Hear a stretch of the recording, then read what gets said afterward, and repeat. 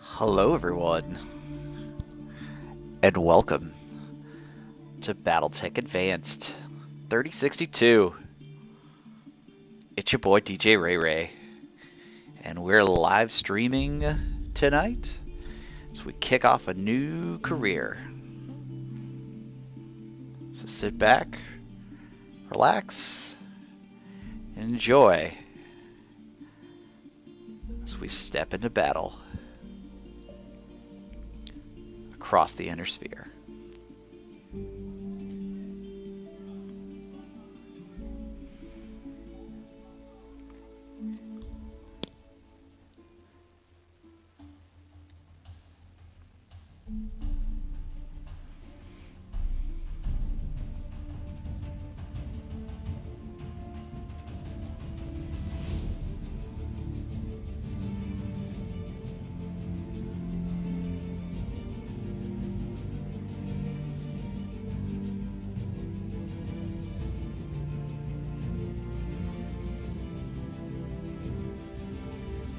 I love this opening cinematic.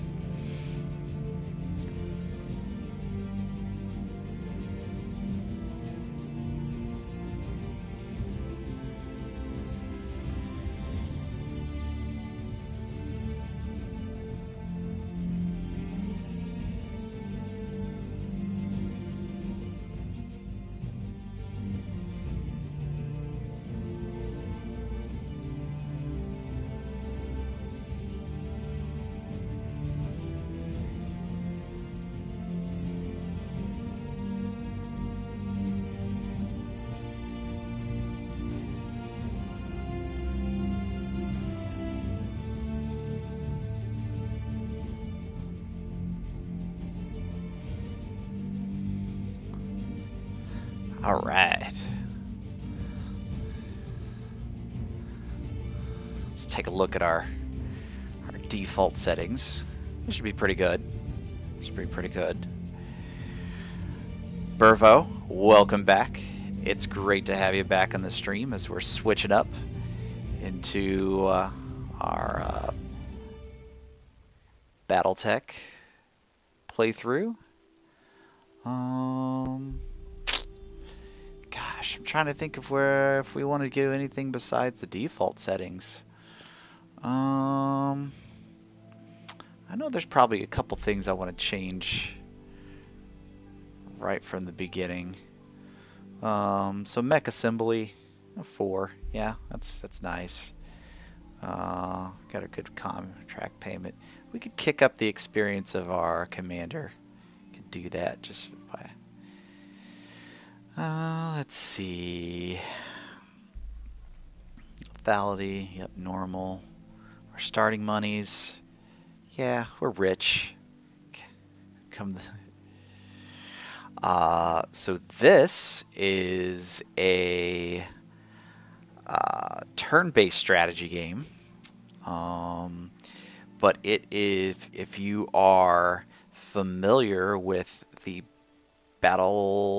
if you're familiar with the MechWarrior series, which is the first-person shooter of big stompy robots shooting each other, this is the top-down version based off of the tabletop game that actually came out in the late 1980s. I actually have a few of those models because I am a wargamer and I continue to play BattleTech. I actually just recently got back into the tabletop game, so I'm still I'm still hooking people into it. But let's see. Yeah, we'll start Narano. We've probably. I was thinking maybe we'd start somewhere in the middle of nowhere, but no, we'll definitely start at Arano. So yeah, probably between matches, I'll pull up the webcam and I'll show off a few of the models that I've painted recently. I tried to do that the tail end of the other stream and then found out that audio was not working at all. Terrible, terrible, terrible. Terrible way to find it out.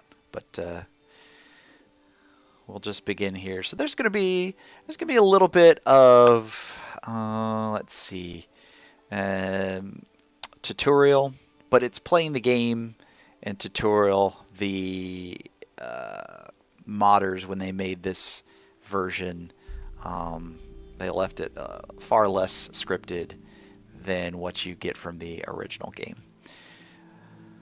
And I'm good with that because that means we can just hop right into the action and then we can start building out some of our own mechs and start building out some of our own tech and start driving the way like we would in the tabletop version of the game as you travel and you start to pick up different tech from different places.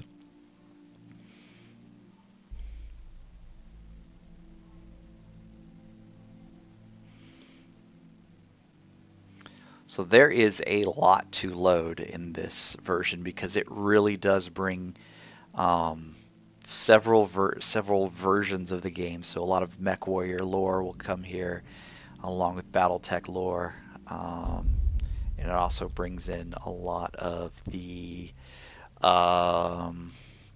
lore from novels and books, not just the source books that are out there. All right, so here is our setup, and because I'm a fighter, we're gonna start with the Federated Sons and House Davion.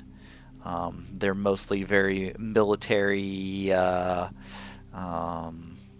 oriented type of thing. See, before we got here, gosh, what could we have been? We'll say we're an aerospace pilot. We might have some better piloting and gunnering because we understand the modern tech. We wouldn't have made it this far without, let's see, either comrades, radio crowd. That's awesome. Where's the streaming crowd? You can pick that one. Let's go. We wouldn't have made it this far without pioneering comrades. This looks like it gives us some crew. So we'll come over here to our appearance. See what we want to make ourselves look like. Let's see. So we'll do a he. But gosh, there are so many great things to select from. I like the fact that that's kind of got the old school pictures that you would see in one of the books that they have. I am slightly concerned that the game thinks that one of my controllers is a slider because it keeps sliding the portrait selection up. Obviously I have the stuff that I was using for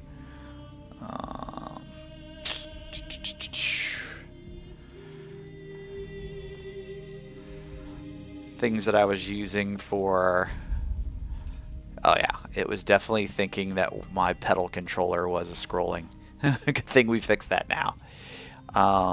But essentially, yeah, controller from our flying that we had earlier. Oh no, it's doing it again. Does it have anything to do with the pedals themselves, or is that just an oddity? Alright, I'm going to be pseudo-random. Oh, that's nice. Gosh, so many good ones.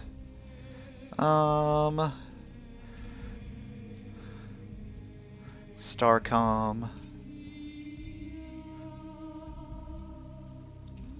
Let's go with that guy. That looks great. Call sign. Let's see. We gotta go with Sting. Marion Schwartz. Yeah, sure, that sounds good. I'm listening. Standing by. I hear ya. I'm here. So Yes, these are all Major. female name, or Oh, because I got I the hear F ya. in front. Here we Waiting go. for orders. Waiting on you, Commander. Commander. There we go. That'll work.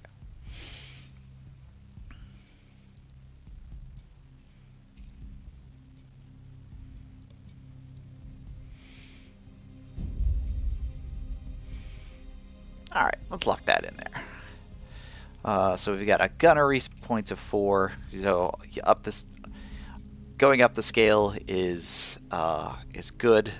4, 3, 3, 2. So higher gunnery, that's good.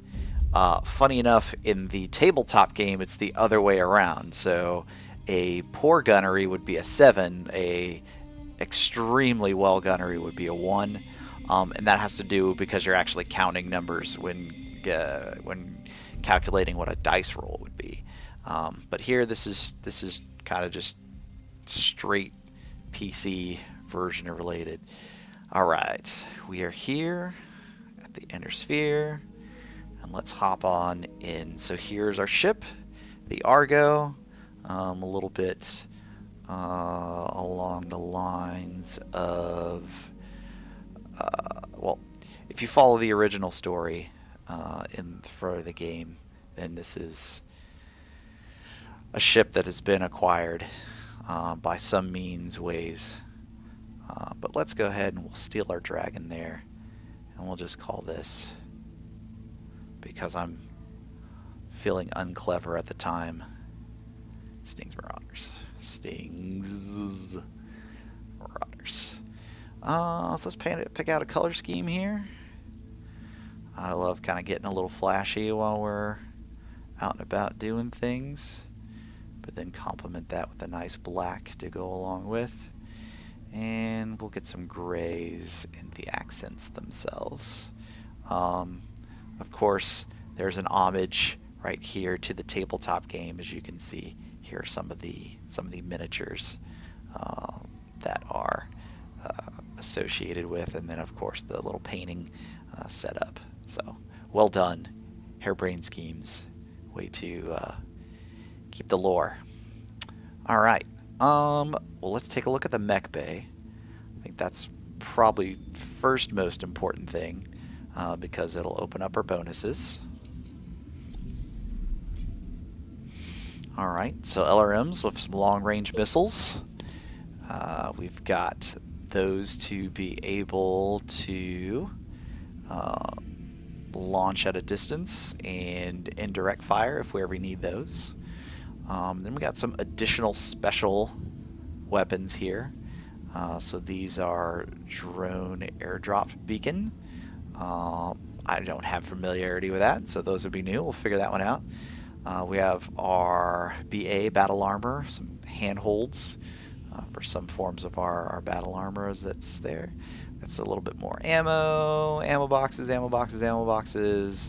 large laser, and auto cannon, AC, size 5. That's a long, not quite at very long range ballistic. A couple sets of long range missiles, the old handy dandy and trusty medium lasers, some long range autocannons, and then we've got some more short range missiles. Those are going to go on our battle armor, or preset for our battle armor. And now we're just going to start getting into a whole lot of things that are just, this will allow you to customize a lot of things, which is great because customization is pretty cool. But let's look at what we are working with. So we'll kind of start, let's do this. Let's start from smallest to largest. And I even set up my mech bay where I put these in order from their size, their tonnage, because that matters when you utilize them. So we'll just start right to left here. So we'll start off here with the flea. This is just a little guy. This is a little guy. He's flea doesn't have a whole lot to him, but he can definitely get somewhere quick. and he's a great little spotter. He will talk about initiative in the game, but initiative 9 means he's basically going to be the first one to move. So when he's got somewhere he wants to be, he's going to be there, and everyone else is going to have to wait their turn to catch up. If we look at some of the things it does carry on board, man, it really does not like the scrolling. And again, is it? I don't understand how it's tied to the. I mean, it's literally tied to the right brake pedal for some reason. Makes no sense. Gosh, I hope I don't have to disable one of my controllers just to get this to work. Well, there's a setting I can go to. Anyways, I'll just hold on to the... Nope, it won't even do that. Alright, so using my foot to scroll around, because that is ridiculous, the level of ridiculousness. But anywho, so this one's pretty basic. We've got some MGs, machine guns. We got some medium lasers, some small lasers. It's not gonna punch into a lot of things. It's really, if anything, to scare off the infantry and to spot for artillery and or some sort of long range indirect fire type of mech. Alright, bear with me one moment if I can go in here to settings and let's just make sure there's no controller thing in here I can just turn off.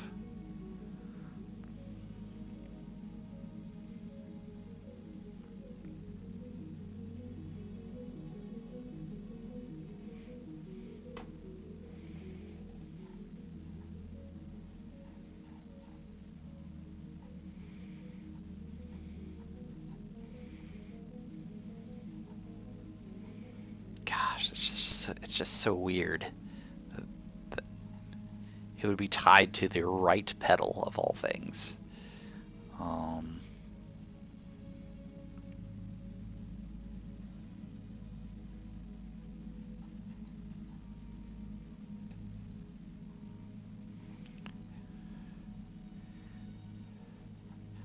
Page up, page down, is there anything that's scroll? Gosh. What I'm concerned about is when we actually get in the game, it's going to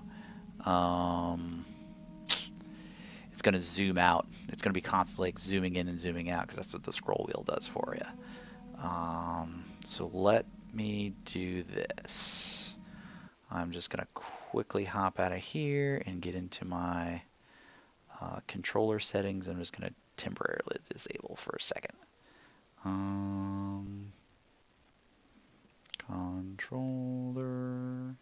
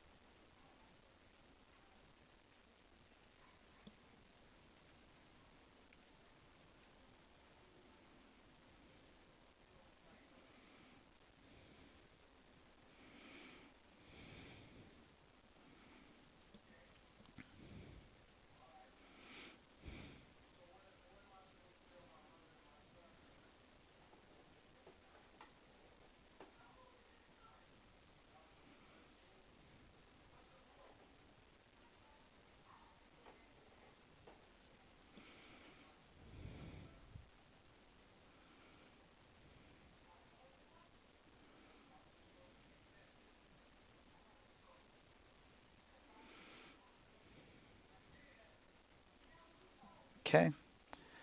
I tried something. Let's see what it does. Back to the mech bay.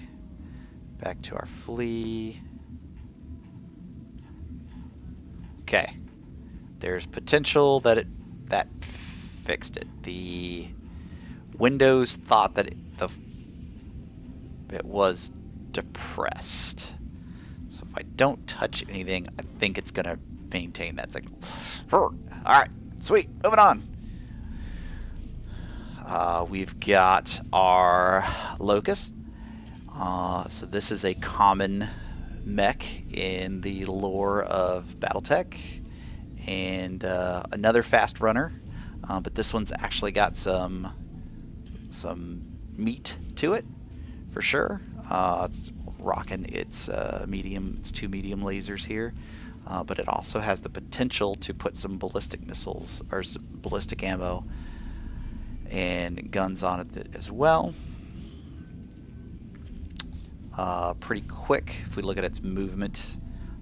It's pretty up there, but its durability is a little bit higher. Actually, in the flee. So we can do some modifications to add a little bit more to that. Next is the Mongoose. This is, I would say, a little bit uncommon. You don't see many Mongooses on the playing field. But another quick mover, so we've got a lot of fast mechs that we were given here, which means we'll probably have to start out with some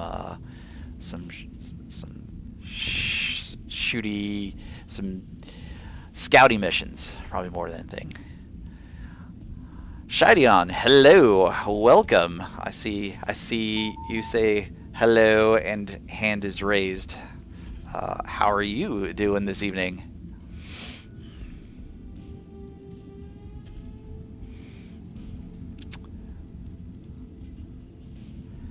And look at the mock. Gosh dang it, it's doing it again. Crap. Yeah, 100% going to have to unplug my pedals. Alright.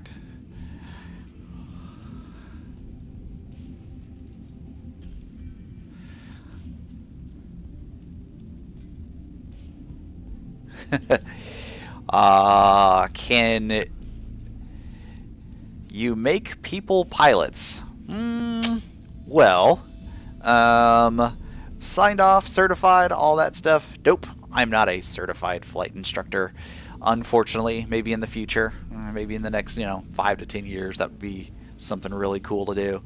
But there is always, yay! Thank you for the follow, Shy Dion, as well, as you have received the blessings from the Princess Corgi.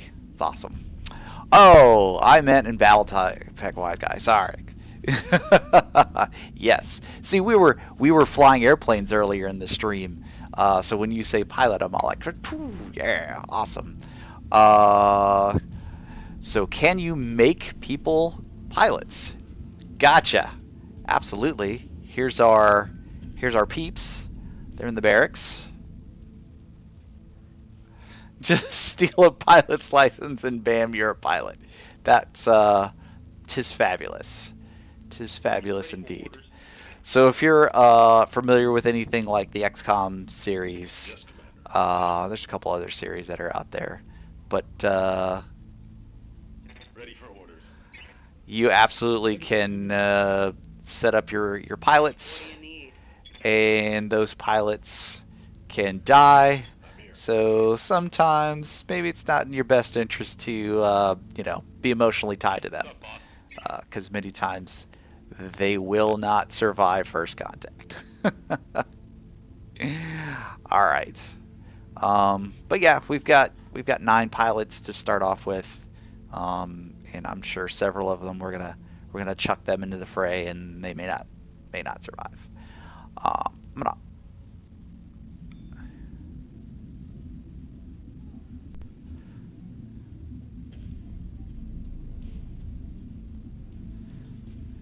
Nothing to vote for. All right.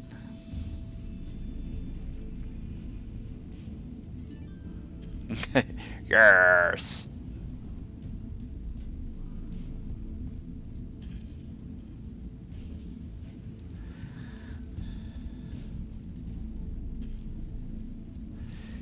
I like it. I like it.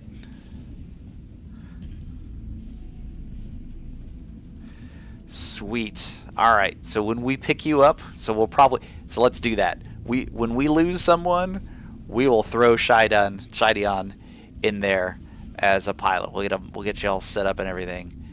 Because right now, that looks like a lot of money. That money's gonna go quick. So we're probably gonna have to lose someone first. Last two mechs. So here's the the Vindicator. Pretty good solid mech. It is solid in the kind of a medium-sized mech range. It's on the lower end, and then the Wolverine that we have here. That guy is got some uniqueness to it with this Indo Steel and the Ferrofibrous. But let me fix our scrolling issue real quick, and then we will get out to the battlefield, and people can start dying.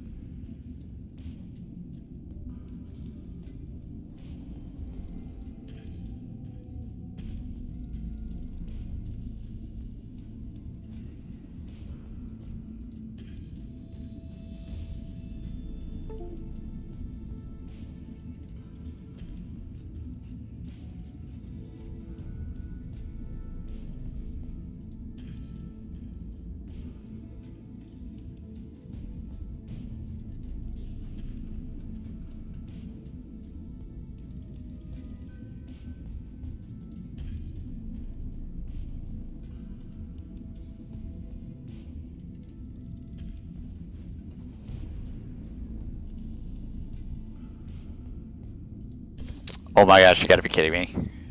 It's still doing it!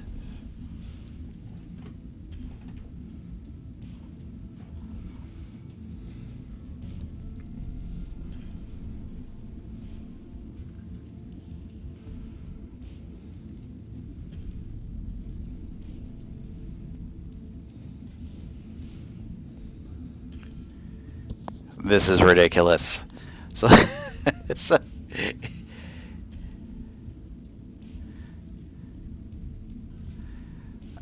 So that's me using the flight controls of my...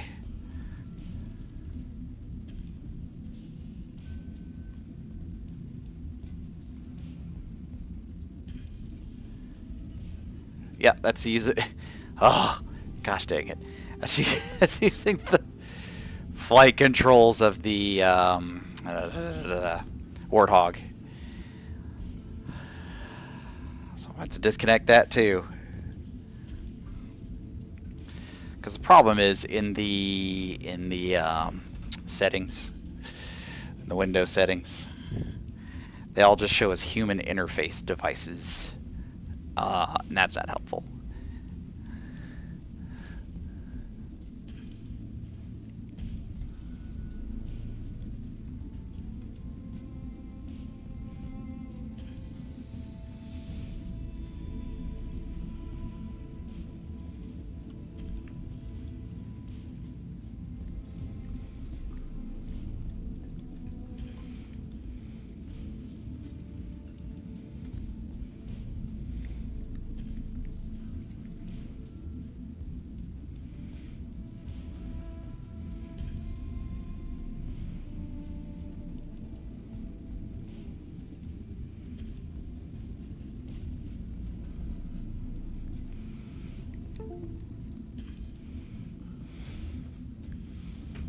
Okay, there's the classic sound.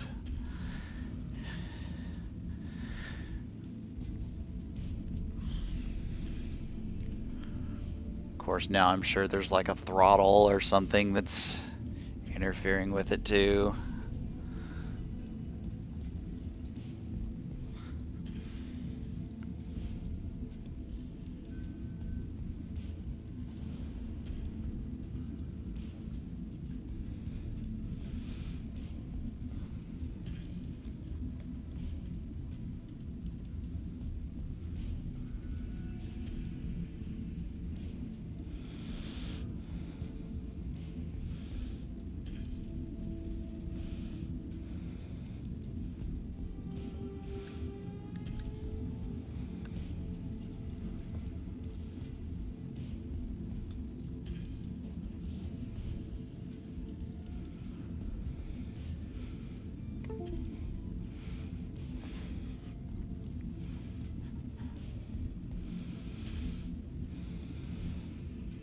Okay.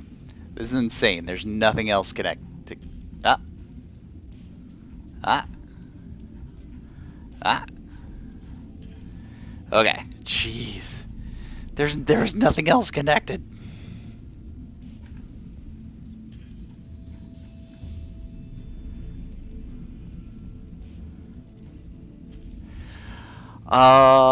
Yeah, I could drop a link to the Twitch stream.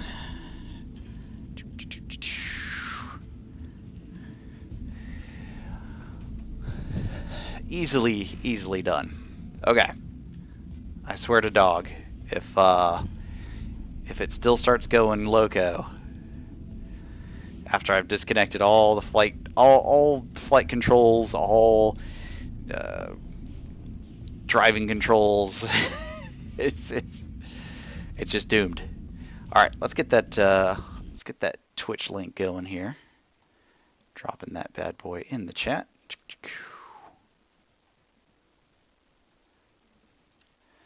Bam. You probably get better resolution than YouTube. Da, da, da, da, da. There we go.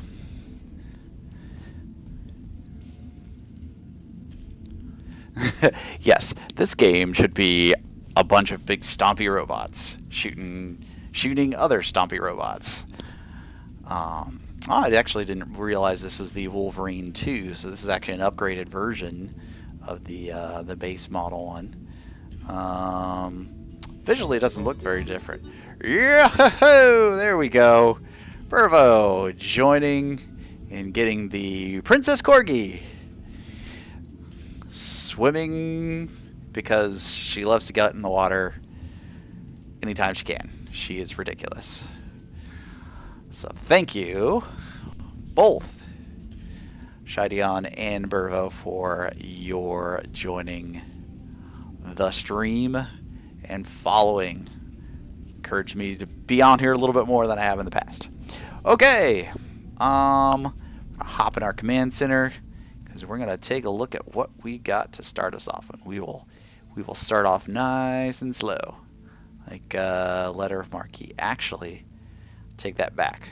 We're going to advance a day, and it's going to send us this invitation to do the training, which will help all of us kind of better understand what's going on.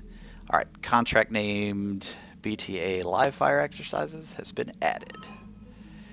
And we also get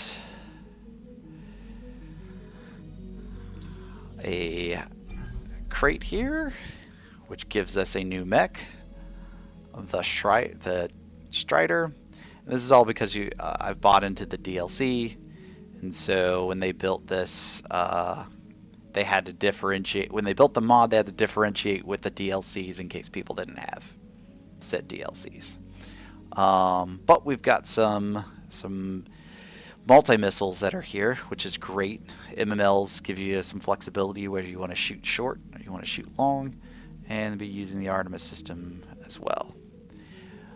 Yeah, way better quality on turrets. Awesome. Yeah, I can pump my full 6,000 frame rate.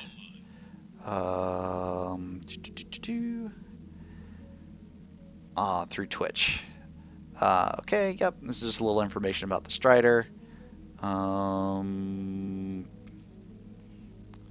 Also carries a Beagle active probe. That is great. Probes are fabulous for being able to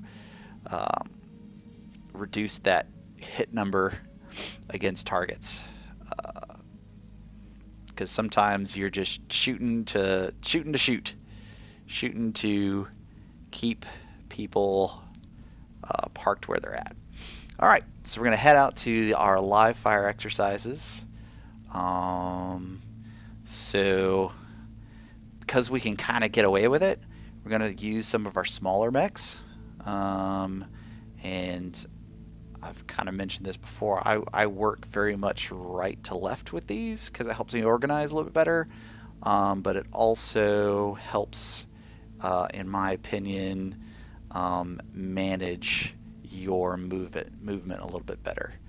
Because you kind of want your smaller ones to set up shots for your bigger ones if they're spotting. So I'm going to toss our Strider in the second slot, and we'll put a big old Wolverine there. So probably a good way to kind of size and be like, hey, what am I going up against, and what if I'm throwing things out in the field, is it going to match up?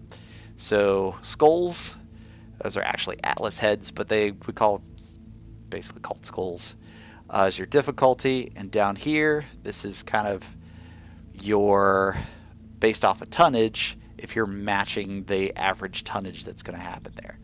Now where you get the advantage is when you start getting your people to have their own special abilities, and those pilots kind of have, they utilize their abilities to kind of take out the centers of gravities of the enemy, and bada bing, bada boom, you can take out larger or equal mechs. Because we got a lot of noobs, we're going to throw some of them around a little bit willy-nilly. I'm going to throw myself into the Wolverine. Part of that is because I need to build up the points, experience points. The other part is if he dies, if the commander dies, he doesn't really die.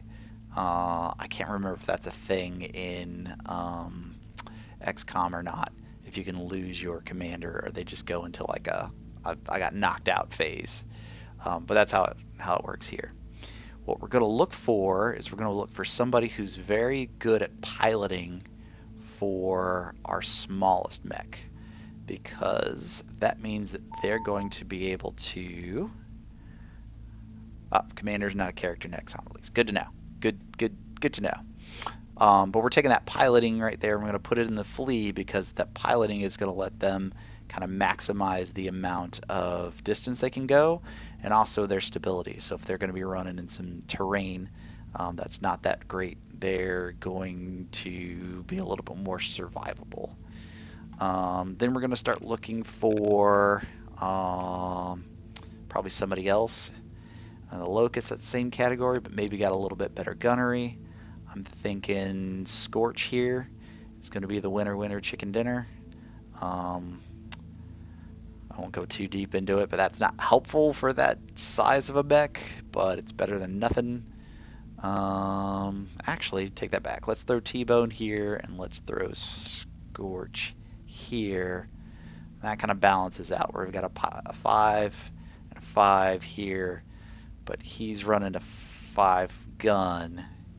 This one's running a 4, and that's okay, because that's kind of a little bit balanced to here. Anyways, we're really looking for a balance.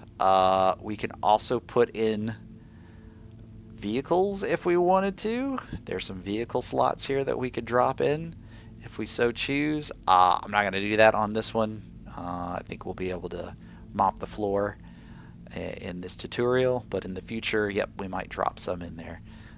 So yeah, normally the first 2 slots we can only drop in. We have the options to drop in battle mech, a vehicle, or battle armor. We're going to just stick with mechs on this one, which is standard for the game.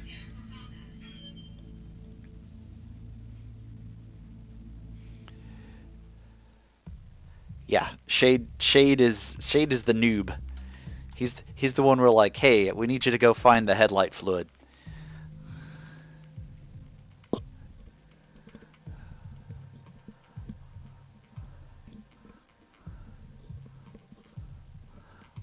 The general stopped by and picked up the flag, if anyone gets that reference.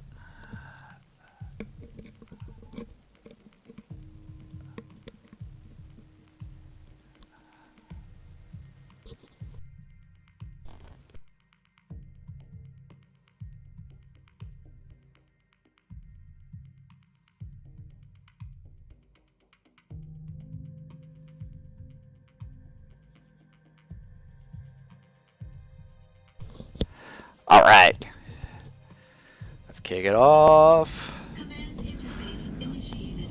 Look at those beautiful faces at the bottom of the screen. Alright, clearing out the garrison force. That's a light lance of urban mechs, the Urbies. They're kind of like your cannon fodder in the lore.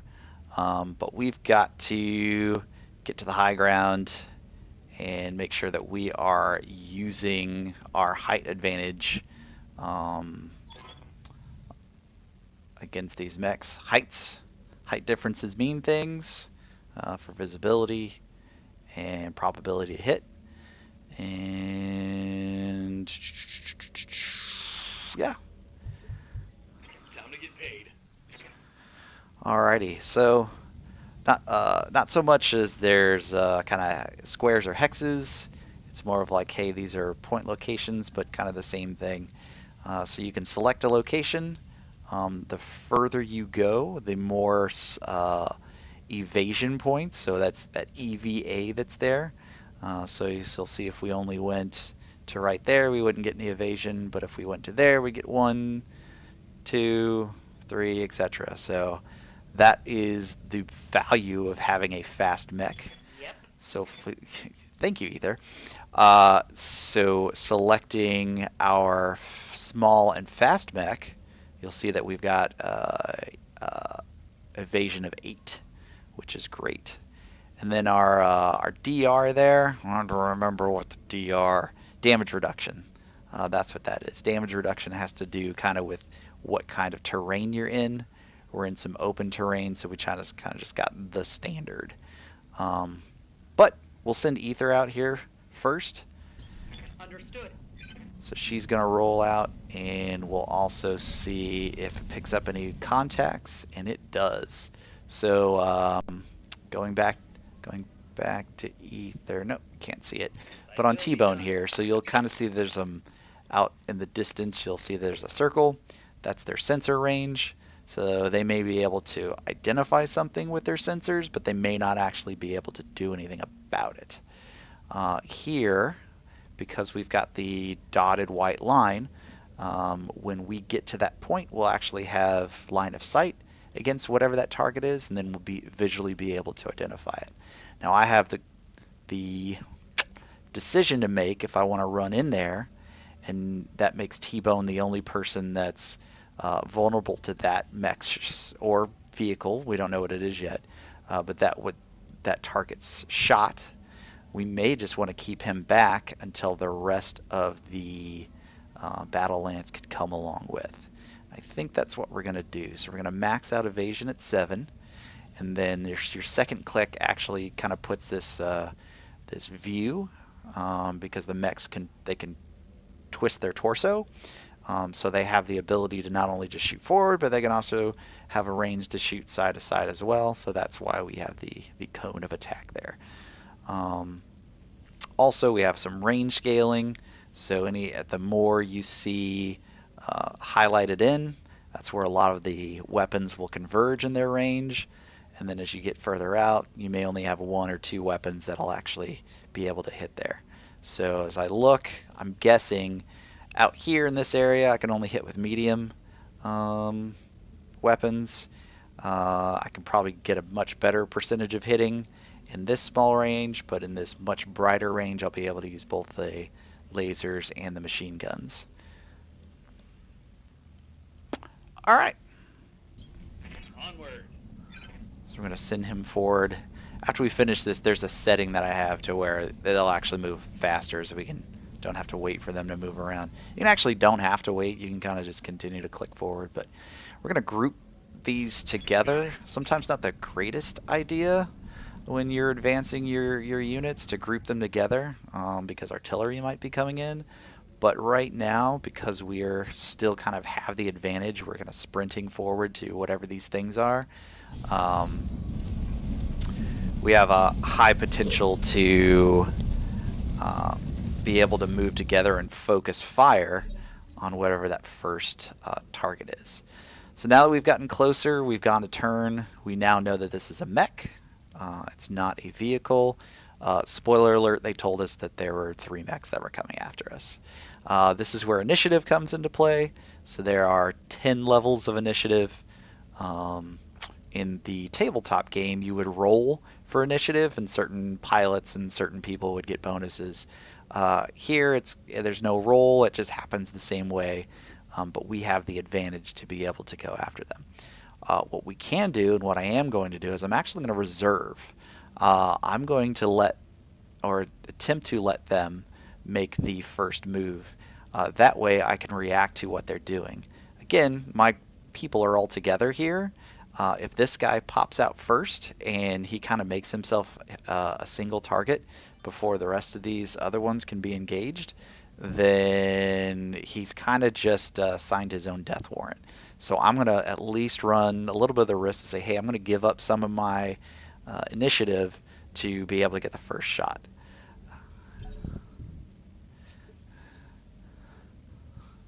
So AI in here is actually much smarter than what the base game is, so they reserve too. So we're going to do this one more time and see if they reserve, and they do.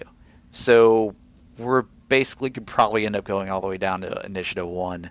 That's boring. Let's go get them. So I'm going to take Scorch, who's here, and so if I moved here, I'd have a shot on the far one, but not a shot on the near one. Here I'd have a shot on both. If I kind of worked my way over here, I could probably find where I can just single out. I'm actually going to continue to move in the flank and keep distancing, just because I have some smaller mechs. I would much rather have those smaller mechs keep moving and not necessarily move in and close or advance on the mech itself. Now, we still don't have visual on it yet, so I can't really tell which weapons we're going to be able to use, but I'm thinking I'm going to be able to use the short-range missiles that are on my my little screen over here. So let's go ahead and Move into position. move the Strider over here. All right, so the Striders got eyes on this urban mech. Let's check him out. So he's got a damage reduction of 20, and he's basically out in the open. Nothing, but he's also got an evasion of 8. So this one's probably been running. They're little guys, so they're going to run as fast as they can. And if I right-click on them, I get a little readout that's here. If you've played Mech Warrior, this looks kind of familiar too. Pay attention to the left and the right. It's reversed from the front, and it's not reversed from the rear. So it's kind of like this is their left as you're looking at them, and then this is their left if you're looking from behind them. Super important, especially if you're trying to take out any of these sections. And sure enough, there are 8 sections to be able to hit. If you take this middle one out, GG. Thanks for playing. Have a great day. Same with the head, although the head's a little bit harder to hit. That's where the cockpit's at. Sometimes you can just knock the pilot out, and that's great, especially if you want to take that mech, because, well, if you just take the cockpit out, the rest of the mech is yours to take home if you keep the battlefield.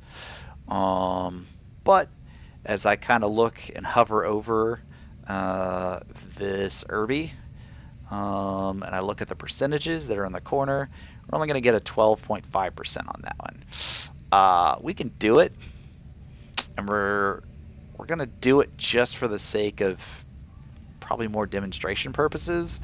We got plenty of ammo. We're not going to run out of ammo during this mission, because that's 400 rounds. We're only shooting, if we shot both, we're only shooting 12 per round, because this is times 6. This is damage times 6 because it's an SRM-6. That being said, yeah, let's go ahead and lock them in for a kill. So they're selected. We'll pick those. Our small laser is out of range, and we'll go ahead and fire. A little hard to tell here, but our heat meter, that's just going to go up just a little bit, just a hair. We're actually very efficient on our heat for this particular mech, the Strider. Sometimes with bigger weapons, more weapons, we'll have to worry about that. The other thing that we could do, maybe we'll do this the second round, because we don't know where that third mech is just yet. But we could send a probe out. We could literally just pop a probe out here, and that probe could start pinging, and we'd actually get a better chance for the rest of our mechs to be able to hit there. But off go the missiles. Of those, just one hit and six hit points. If I click on there, you kind of can hover over a particular spot. You can look at the top here and it'll show what's the armor. That's the light colors, and then the gray colors is what the actual structure is. This will turn red when we're actually starting to do damage to the internals of the mech. As we just kind of look around, we hit 6 in its chest. Whoop-de freaking do. They probably laughed at us.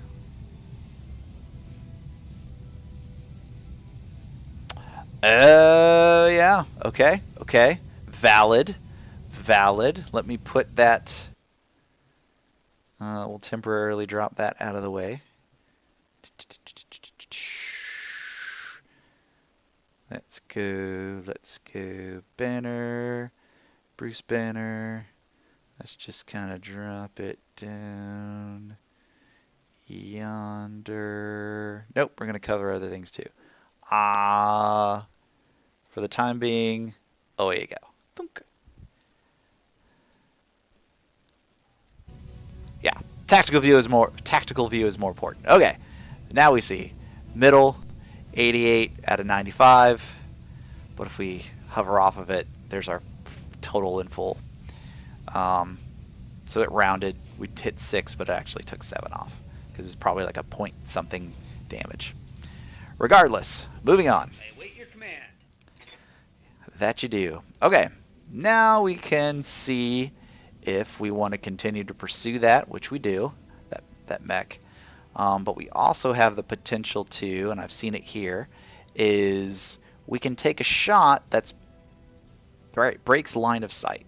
So from the red line going, there's an eye. The red line goes from the mech. There's an eyeball, and then it goes to like a yellow after that.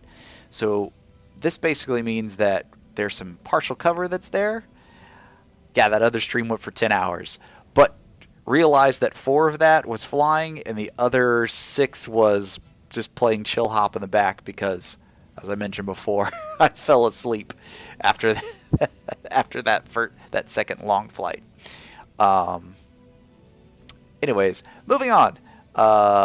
So that could be beneficial, that we could take a partial shot and they could take a partial shot at us, and it could be partially blocked.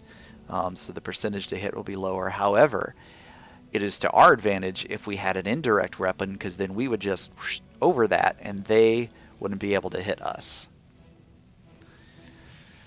Oh yeah, that when I finished up that instrument flight, while you were away, that drained me because there was a lot of stuff going on. There was air traffic control, there was rain, there was instruments trying to get them all to work. It was a hot mess indeed.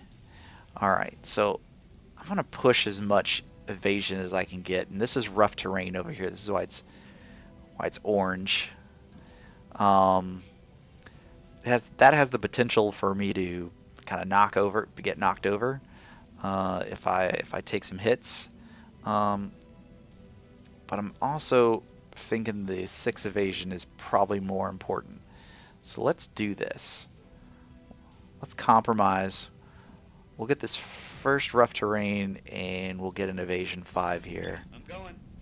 We're not going to get a lot of damage reduction, but we're kind of setting ourselves up to be able to get in the flanks of this. Alright, so he's just going to kind of sit there and hang out. Yeah. So we're coming to ether here. So with T-Bone, we just let him move normally. We can also sprint. If we sprint, can't shoot. At least I don't think we can in this version. Oh, nope. I take that back. If we sprint, we can still shoot, but our shot attempt will be greatly reduced. And again, I'm kind of okay with that. And I'm going to keep the evasion high, especially on this flea, because really the idea is we're going to use this flea Confirmed. with ether. And we're going to have Ether help set up Sting for the shot.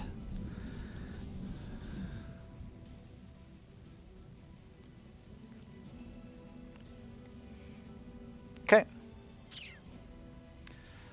So she went as far as she can go with her 8 evasion. And we're done.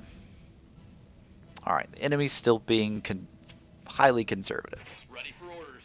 Alrighty, so we're going to be a little bit more aggressive now with Sting.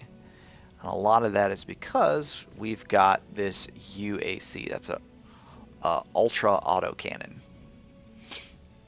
Still very small on the 2-hit percentage, but if we happen to do well on that hit, we'll do a significant amount of damage, 40. So if you kind of think if we shot those missiles and one of them did 6, this one's going to do 40 just on a hit. We are going to back this off to 1 shot. That's the kind of the bonus of having a ultra autocannon. It's got 2 shots. Drawback is it can jam up. We're going to reduce the jam capability and just take a single shot at it. Our missiles are going to go because as we look at our heat, nothing significant there. I copy. Alrighty, so we got another 6. We're doing a lot of lobbing. So now their other Irby friend's going to come down here.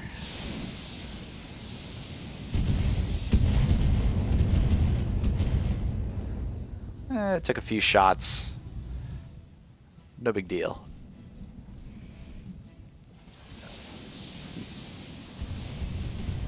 Now here's good news for us. That Irby didn't move very far.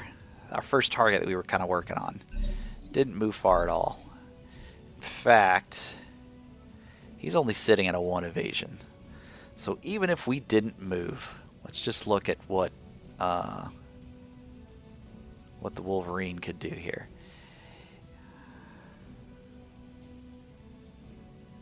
Even if we didn't move, we now have a 55% chance of hitting.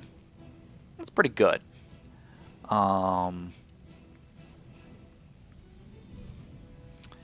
What and 48 on the missiles. Mistakes were made. Mistakes were made. So let's go ahead.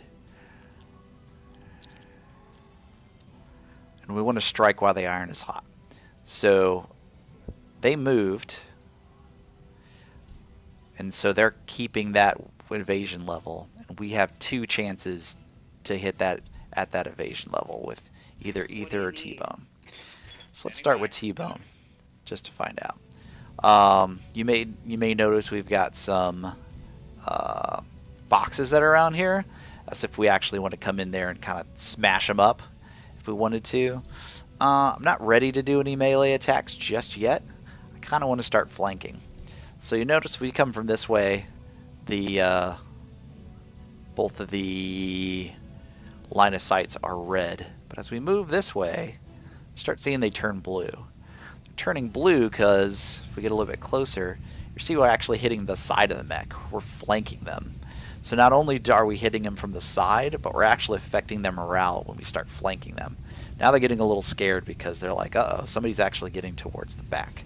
If we were to able to, maybe let's see if this counts. Yeah. So if we were able to sprint and we were getting the rear arc of this thing in the green, now we're hitting the really, really soft spot of the mech. And that would be quite frightening, and their morale would go down pretty quickly. At the same time, so with their armor, we got a chance to hit some of their critical squishy parts.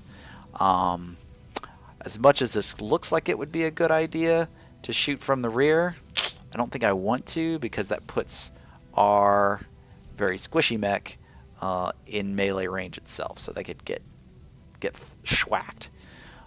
What I am going to do is I'm going to keep our evasion high, but I'm going to give us some options in this direction. And we might even move a little closer so that you can see we're highlighted more we have this one in the darker highlighted range. That gives us 74 and 56% on those hits, where if we were to do it from back here, oops, a little bit further, you can see that we would be a little bit low. So I'm good with the evasion 7, and I'm good with putting it right at the edge of that arc. Yeah. Let's go ahead and get in here, take that shot. Now, we are still sprinting, so we're taking a little bit of damage reduction, or potential hit reduction. I'm okay with that.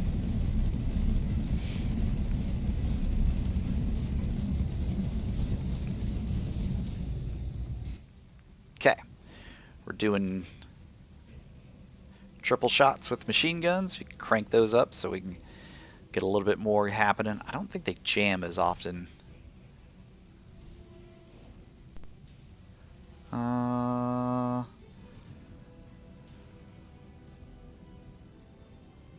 Change the critical hit.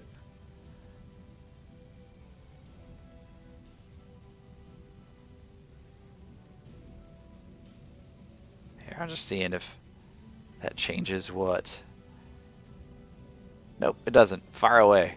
Fire away! We got plenty of ammo. Alright, so we're gonna hit up this Irby from the side. Firing all weapons. Light them up. So again, we're still just kind of poking a little bit away at the damage at the armor, but we're also affecting its morale. Soon it may be really reconsidering that maybe it shouldn't have come out here swinging. Alright. A lot of tactical decisions that I'm going to have to make here.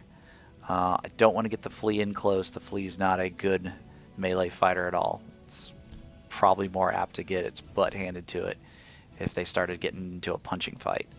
All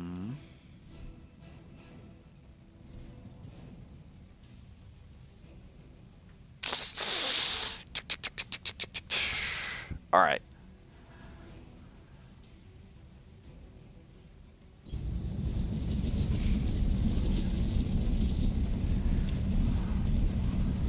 We're gonna risk it, biscuit. Just keeping that evasion 7. We could either focus fire, or we could head over and start pulling away at that one. We're gonna continue to work on this Irby, just because of the 1 evasion. You kind of need to be punished for your lack of movement. We can also look at what their different abilities are. Careful neuters, erratic moving. Yeah, none of these are appealing. Alright, fire away!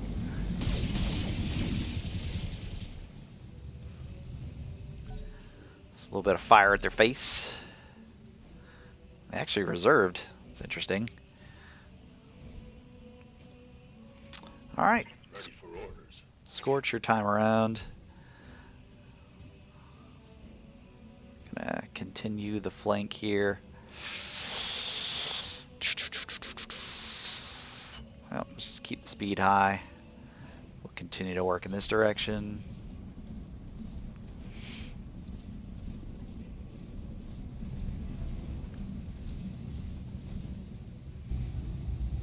Okay.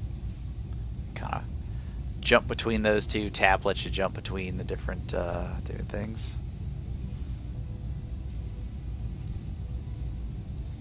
Oh, heck yeah, it would let us customize our own mech. 100%. Alright. Alright. There's some significant hitting right there. So, happened really quick. But let's go see if it tells us here. So, we've got some bleeding happening. So, they got now they have a collapsed lung. And they're unsettled. So all their attacks is going to take them a little bit difficult. But yeah, this is a critical hit to the pilot. You have those in the game itself.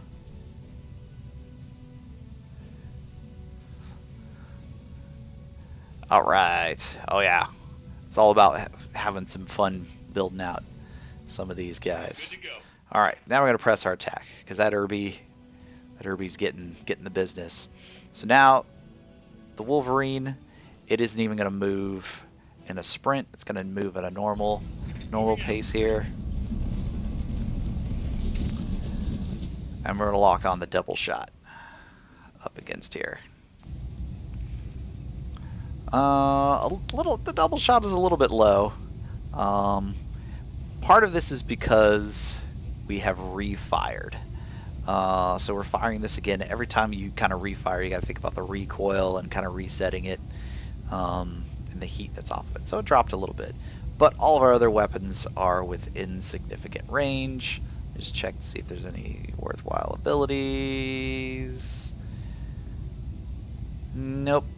Nope, no other abilities to add on top of that. So, okie doke, Smokey. All right. Now it's a little this is the non-injured one. Doing a wee bit of retreating.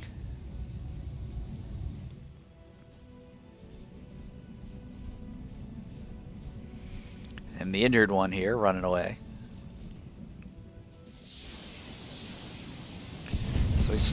So they're both kind of moving up instability. What they're really trying to do is trying to knock me over, which they did. Commander, I'm hit.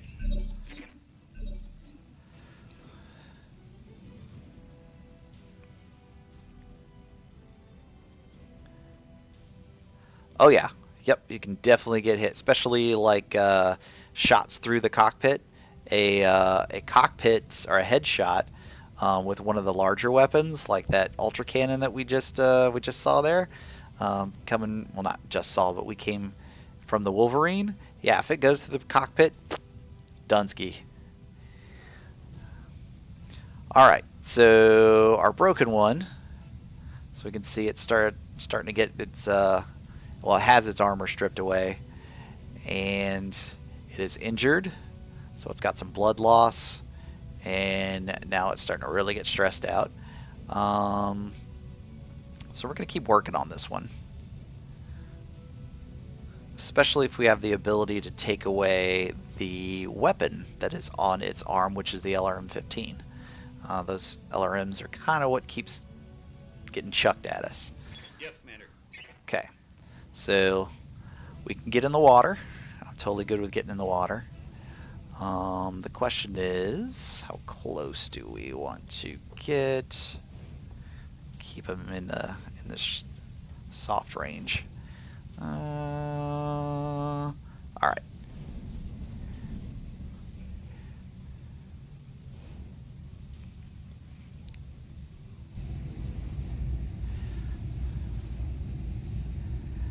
Yeah, let's light them up. Primitive.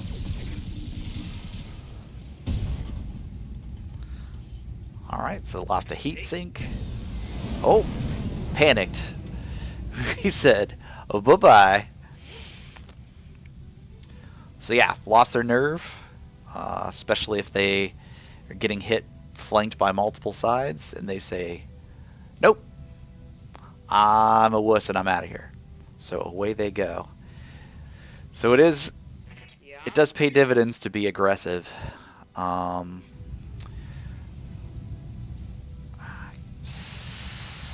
Pseudo dangerous here, but we're going to do a non-sprint and we're going to try to come from the bottom with this flea. I'm really trying to use something like this flame weapon, which is kind of a terror weapon. Do the same thing with this Irby, is kind of more scare its pilot out to be like, yep, nope, I don't want to fight anymore. I'm going to crank up the machine guns for triple fire.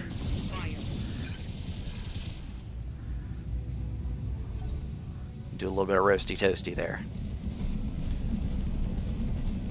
Alright, so he's scared. He's concerned, he's running away.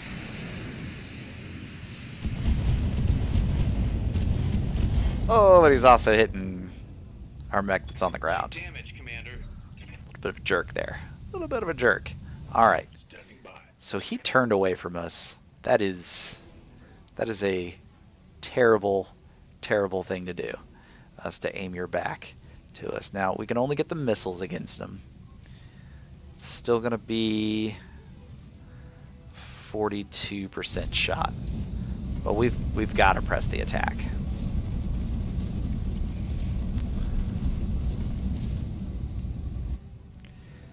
Because if you show me back, there's only 35, 35, 50 points of armor in the back, and then you start hitting soft, squishy things. Oh, yeah.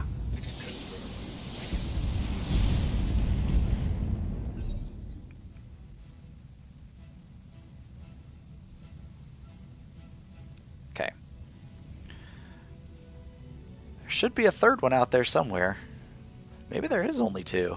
Yes, Commander. I thought the brief said we're fighting up against 3. Alright, so we're going to stand up here. If I remember correctly, in this version, the computer version, there's no risk of falling back down. In the tabletop version, there definitely is a potential to fall back down. Many times I have fallen down, fallen on an ammo box, and it has exploded the entire mech. You almost want to just like rage quit when that happens, because you're all like, I was doing so well, and then my guy died because he fell down, and fell down on a highly unanticipated location. Let's see. Gosh, I don't want to block the line of sight. I think it's going to happen regardless. It's going to have a little bit of... Gosh, dang. Alright, let's try jump jets. So, again, another thing maybe we haven't mentioned is the capability of utilizing jump jets. So that's a thing in the mechs. So this particular one doesn't have great ones. Can't go too terribly far. It's great for altitude changes. If we hop over this direction, it's actually harder to shoot when using jump jets. So our percentages are pretty darn low, but it would kind of get us out of a predicament if needed. Honestly, let's just see what we can get out of here. Gosh, these are all really weak sauce. So we won't do... Full speed, no target. We actually won't fire our ultra cannon because we don't want it to... We don't want to take a shot and then have the recoil penalty in the next shot.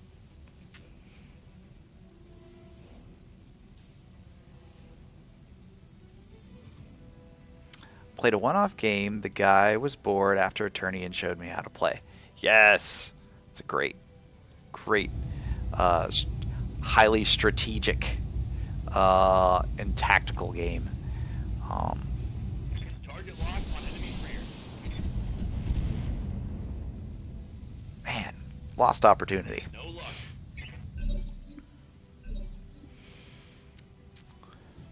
Alright, let's get our fast ones up to just start shooting. Gosh, can we get him in the... Can we punch him in the rear? Yep, let's get our...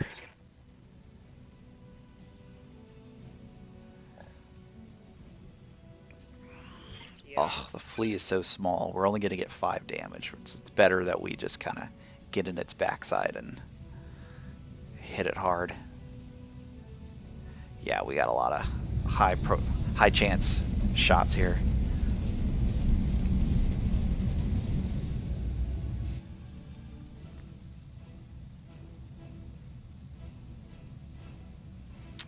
Yeah, that's there are from my own one-off research, there are a lot of comic book stores, hobby shops, places like that that still run tournaments even after it's been around for like, geez, almost 40 years, because it started in the late 80s. And some of the castings that I have for the miniatures that I have, I'll show them after we finish up here. Is the stamping on the bottom was like 81 or something like that, or 83, I forget. So yeah, the game's been around for a while, and the rules, the tabletop rules, really hasn't changed.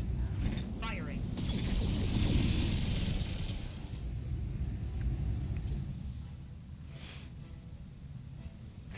Receiving you. Alright. Significant wear and tear on that one. Let's go ahead and get up here nice and close.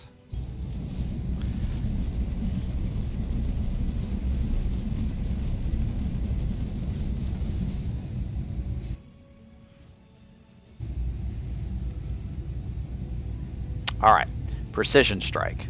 This is kind of a capability because you've got what's called resolve. I mean, you can kind of think of it as like morale or an arbitrary number to be able to do that.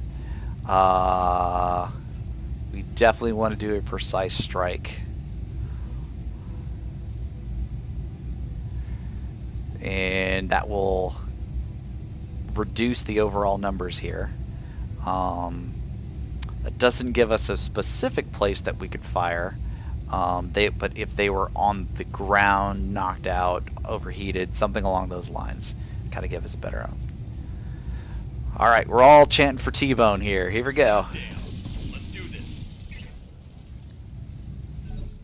Oh my gosh.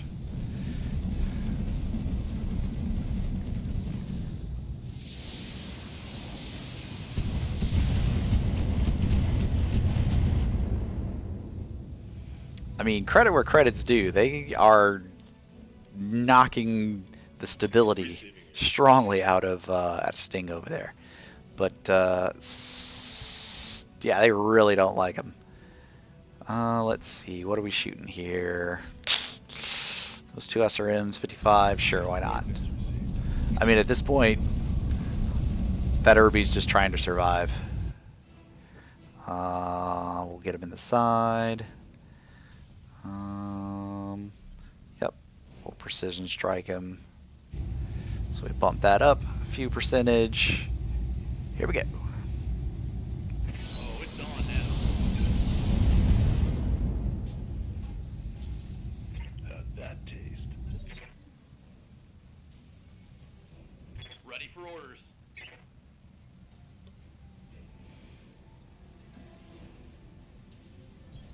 Position confirmed. Alrighty, and we'll keep using up the resolve. I mean, we've got it. Why not spend it? To take shot here, and take the double shot with the auto cannon. Give him everything. There we go. There we go.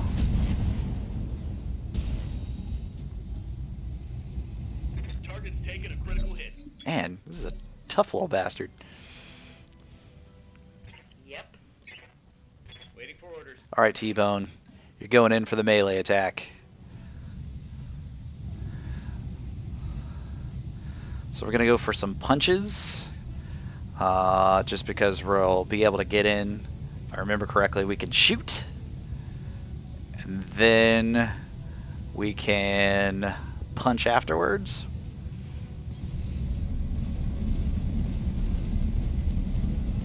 Or he's going to punch and shoot. Okay, there we go.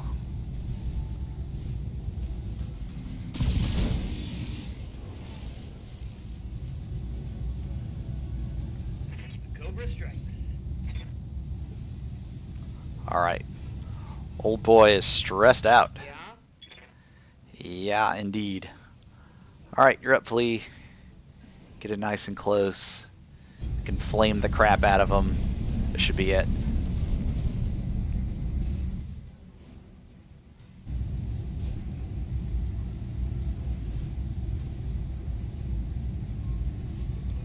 I didn't realize we had a jammed up machine gun.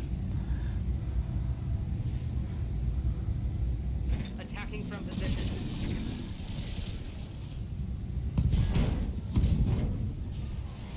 Nice.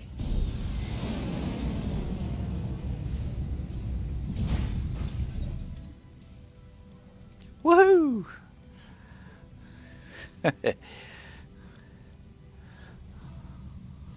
Alright. So with the enemies gone, now we go back to kind of how we started out, where we can just kind of move and sprint. So add sprint there.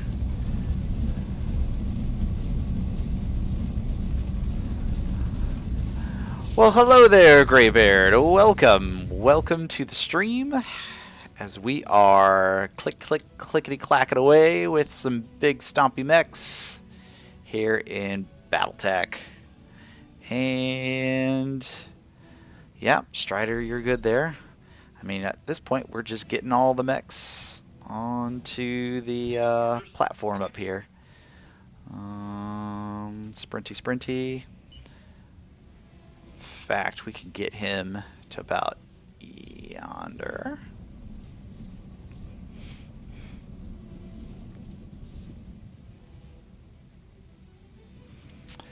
So, great question. I am experienced in the tabletop version of BattleTech, and so know that there's some, rough translations between the tabletop and BTA. But I've only actually been playing for probably 2 months, 2 months at best. And I think it was. I feel like it was better than Rogue Tech. If you're aware of what Rogue Tech is, oh god.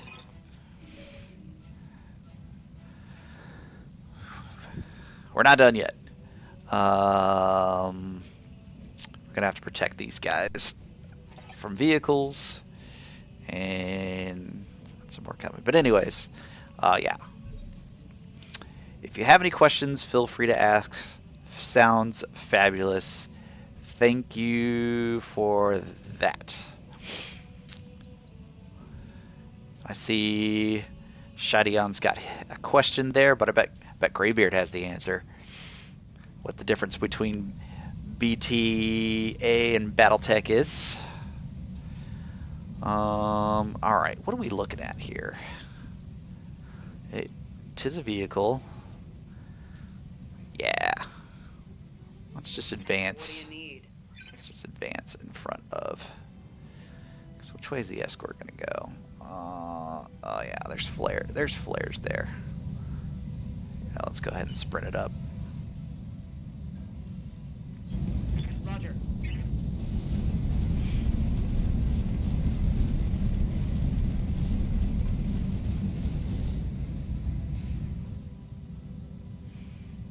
Alright, that's a bulldog. With a Gauss rifle. Son of a biscuit. That's pretty significant. Machine guns, meh. Gauss rifle, yeah, crap. So I'm gonna have to keep our evasion high. Alright.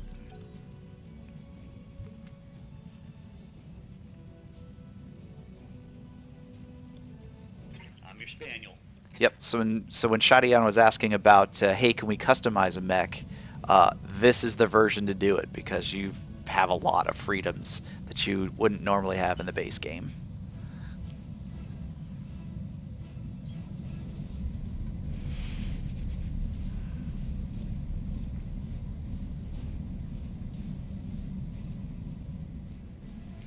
Ah, shnikes. There's another vehicle. Which is fine. I'm actually looking for the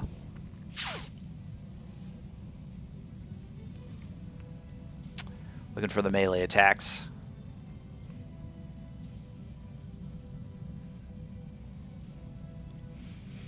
Alright. The flea is more advanced than any fleas I've ever seen. Huh.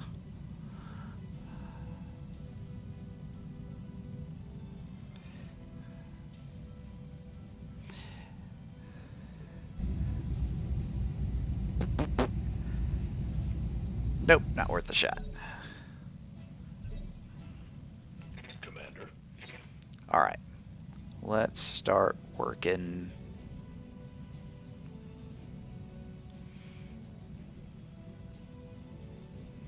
Out how we might want to get after this. Gosh dang it. Oh, yeah. Got it.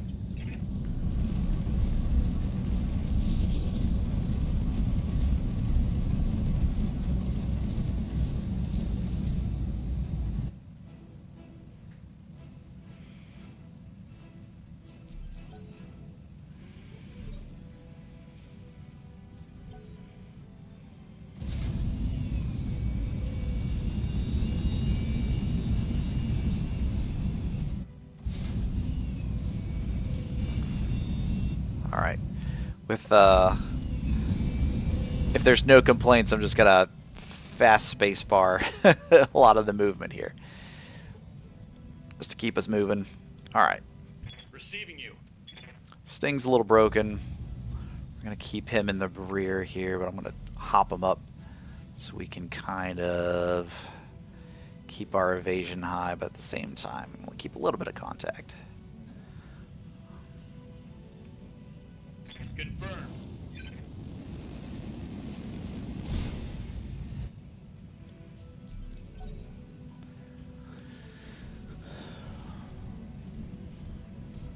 All right, here comes the Bulldog.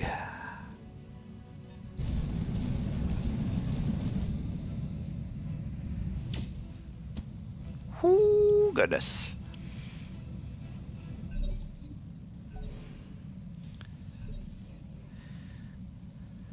Okay. I'm here. Yep. I live to serve. All right. Let's get in some melee action here. We can try to flank in the melee.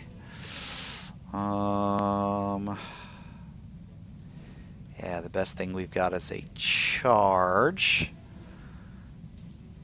We are expected to take some damage from that. So they take 120, we take 120. Can we even afford 120? Ugh. Now without putting a limit risk.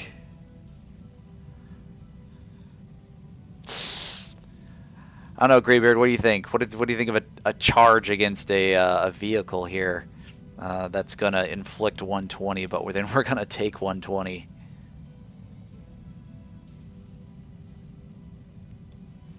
Because I see they come in 25 clusters, 2 hits, and 2 hits and a leg's done, 1 hit and arm's done, 2 hits, torso's done.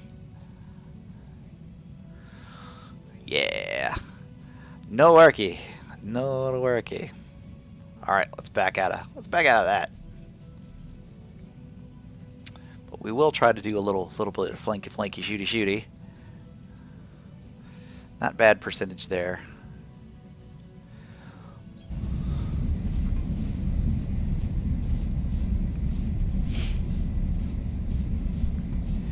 In the base game, all day.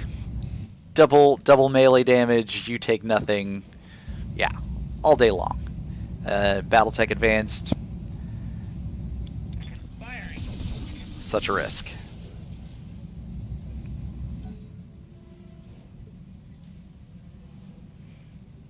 Yeah. Okay.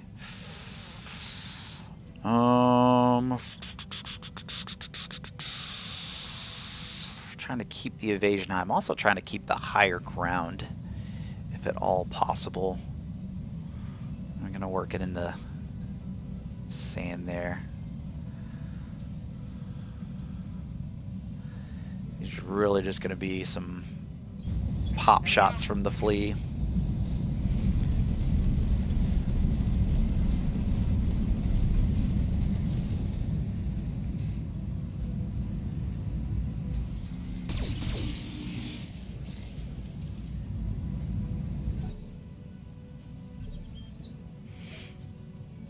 Orders.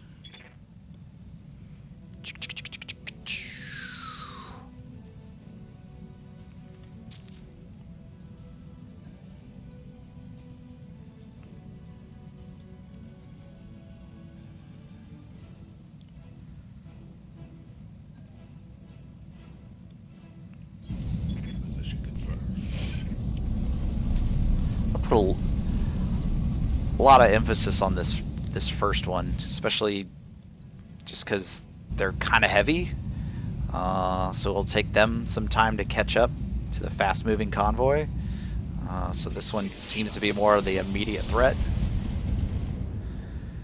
And if anything, Sting and the Wolverine back there can kind of pick up if it needs to. Good to go. Alright, this is where I'm going to start making life decisions hard for this guy. Because what I want to do is I want to set up here, but then think about being able to do a melee death from above attack. So you're using jump jets, dropping in on it, but setting that up for the next turn. So that's why I'll hop here in this radiation field to make it a little bit harder for both of us to be able to shoot each other. Won't necessarily shoot the autocannon off, but Engaging. SMGs just have a little bit of that.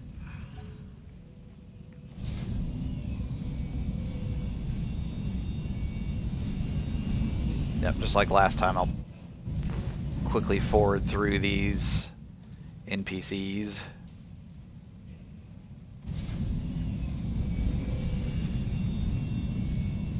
I'll change the setting next time. Shoop.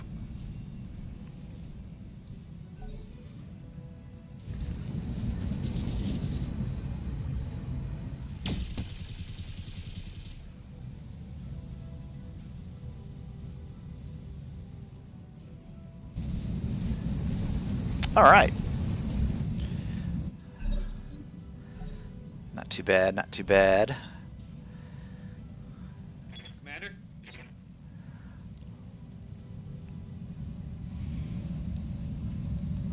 All right, so we oriented this tank around in a way to we've actually got a pretty significant shot on them, as long as we're keeping our evasion high. What's our best EVA here? We could get pretty good shot to the rear with high evasion right there with a locus. Moving to position.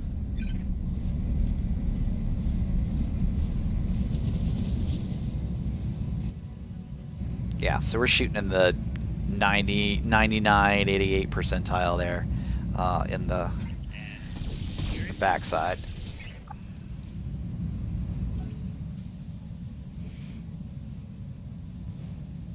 What do you need? So moving here. Best evasion, we're going to get a 4. We'll keep our top down. Those are all great shots.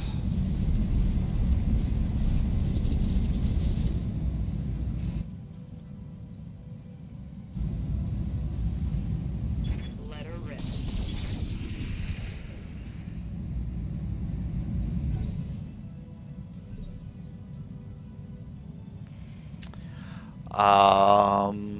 So in the scenario, the tanks were out and about, but in the game, BattleTech Advanced introduces the vehicles on top of what the base game would have. So the base game would only have kind of some of these smaller vehicles. There are a lot more vehicle options that are in the Good to go. modded version. All right, what's their over/under on a melee on the tank here?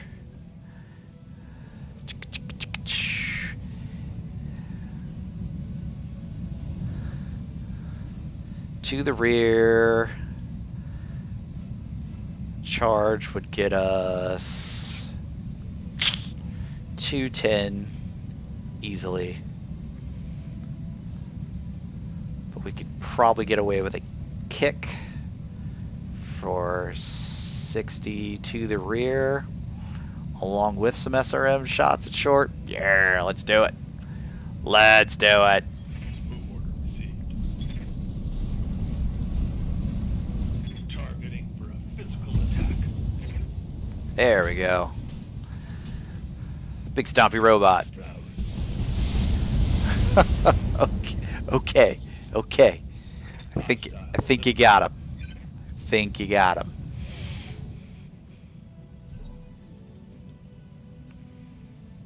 Standing by. All right. For the sake of awesomeness, we're going to do a death from above attack here. We'll aim for a flank, so we're looking for blue line. There it is. We're going to take 90 damage, mostly to the legs. We'll probably be sad about that later in the mech bay, but we're gonna do it. We're gonna do it for funsies.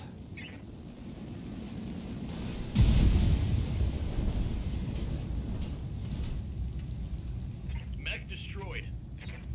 My armor's getting stripped off.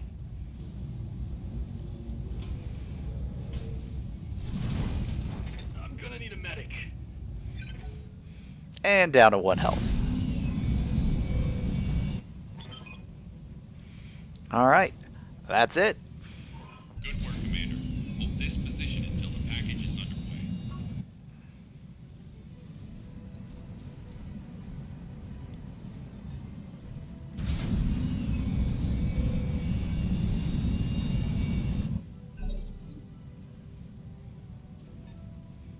Dafook.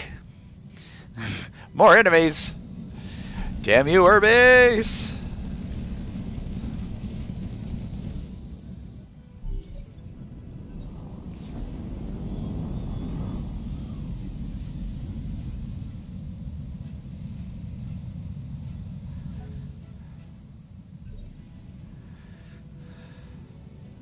Alright. Ready for orders. Crap. Where are these guys coming from? Over there. That'll be fine. Evasion 5. Won't even shoot. We'll mess with them. We'll just give them a target so they don't mess with the Double time. actual convoy vehicles.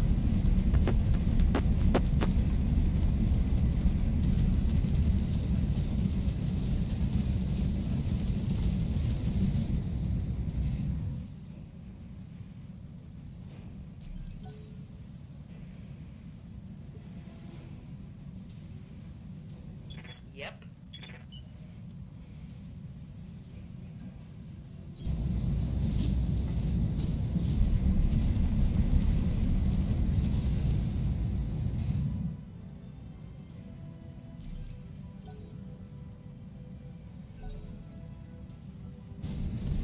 They are, although they're pretty big. The bulldogs.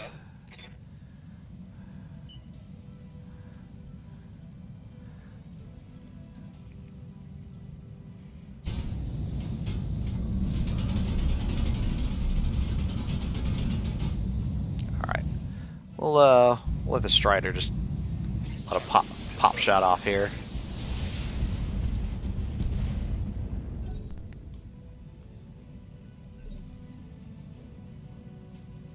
Ready for orders.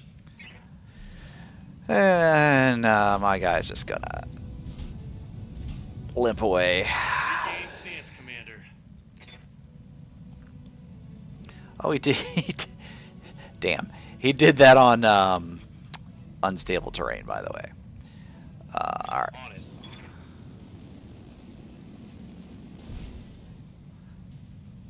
So I actually thought that he, like, left leg damage, like, done.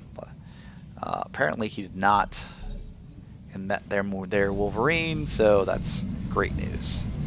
What? Who the hell is this? The objective is secured, Commander.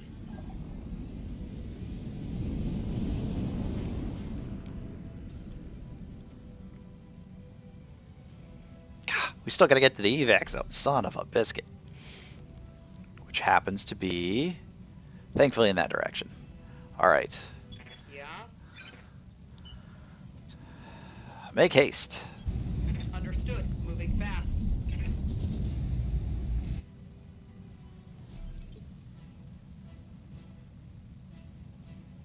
I'm ready. Let's move.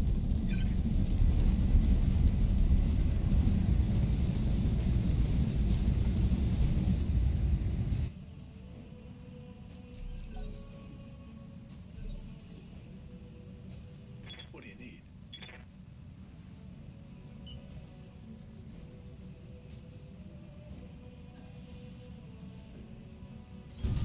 Affirmative.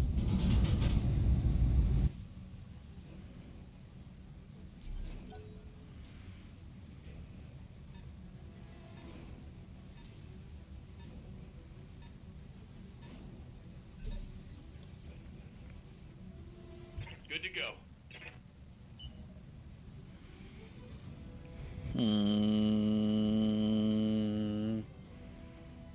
Just thinking through my options here. Got it.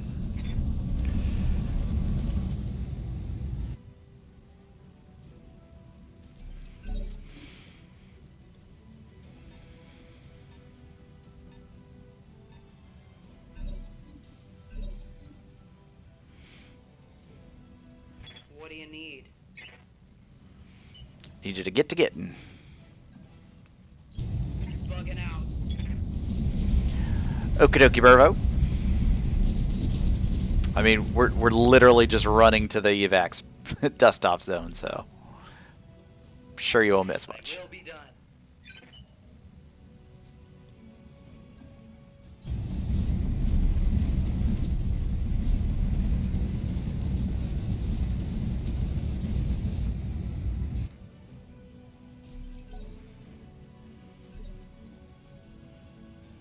Yes, Commander.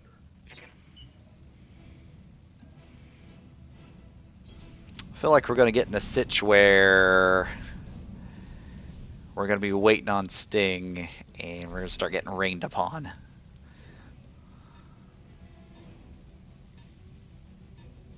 Let's look over here. We might be alright. Sprinty, sprinty. Sprinty, sprinty. There we go. Roger. Full speed. Alright, hopefully we can get them all in the evac zone this next turn. And we can start customizing some mechs. And hiring pilots. Doing all those fun things.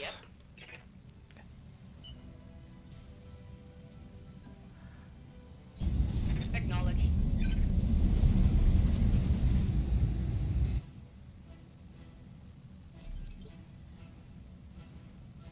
Commander. Okay, we're just gonna Acknowledged. have T-Bone face back around just in case. Brace for shot. Here comes Scorch. Waiting for orders. Same thing. Gonna try to not get in the way of Sting, but Moving out. at least spin around and protect.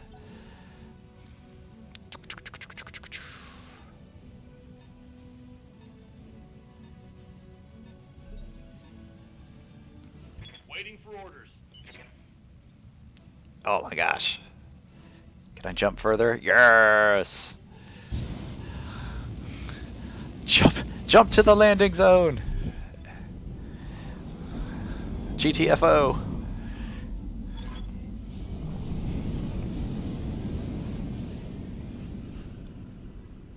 Mission successful. Woohoo!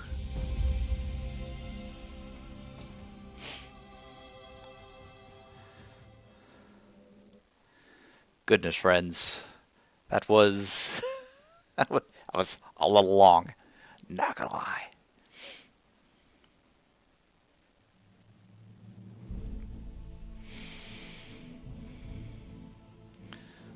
Alright, paid for a little bit of ammo.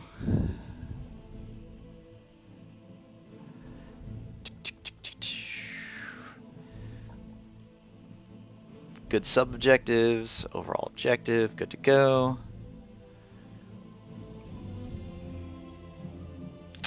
Did take the injuries on our commander. Some solid kills. Some good XP.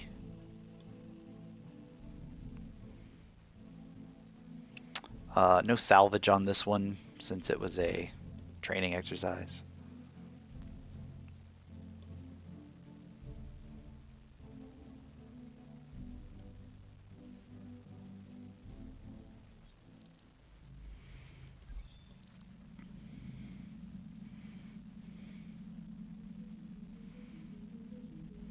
Alrighty, so we got refitted, which is great. Wasn't anything too terribly significant. I mean, we had to pay for ammo. Yippee-ki-yay.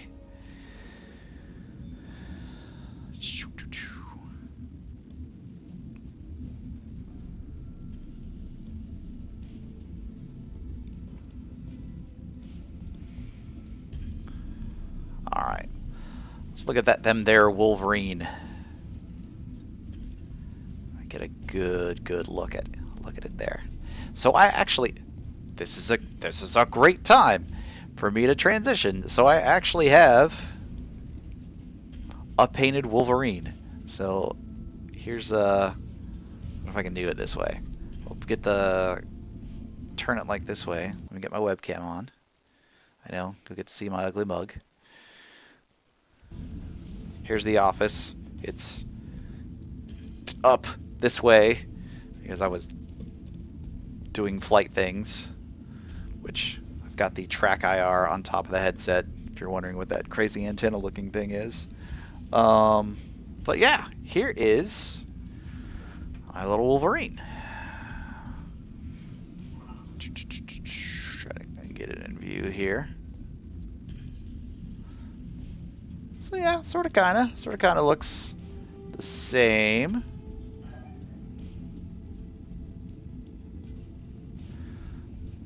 Didn't really do any basing on this one, just kind of painted it a brown color. This is one of the metal casted ones. Probably will be difficult to see the stamping on there. Nope, it's not gonna zoom well. There we go.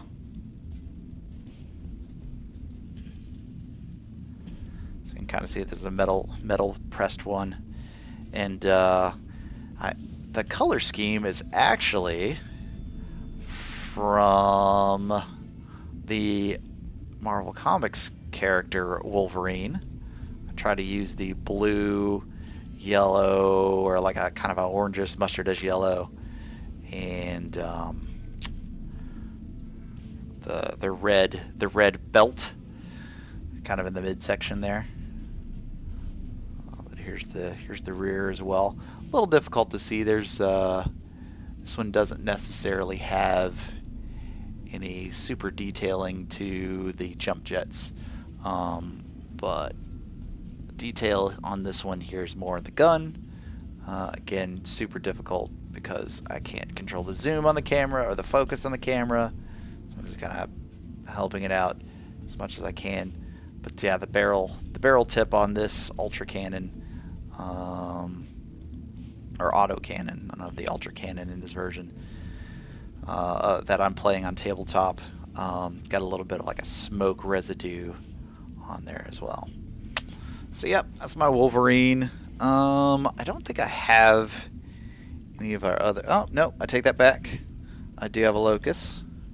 So we saw the Locust in action here. Let's go to that mech.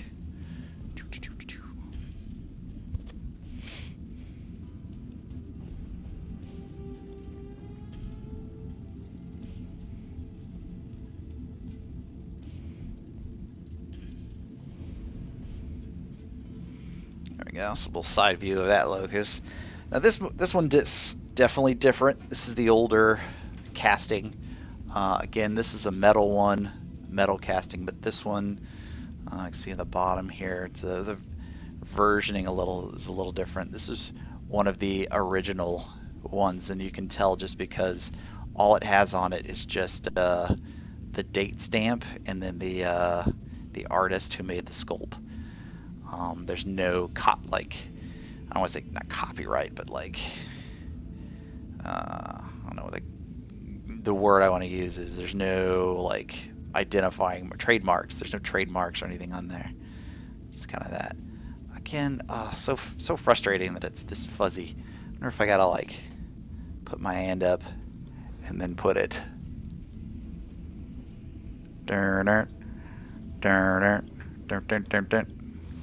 No, it still wants to go to the background.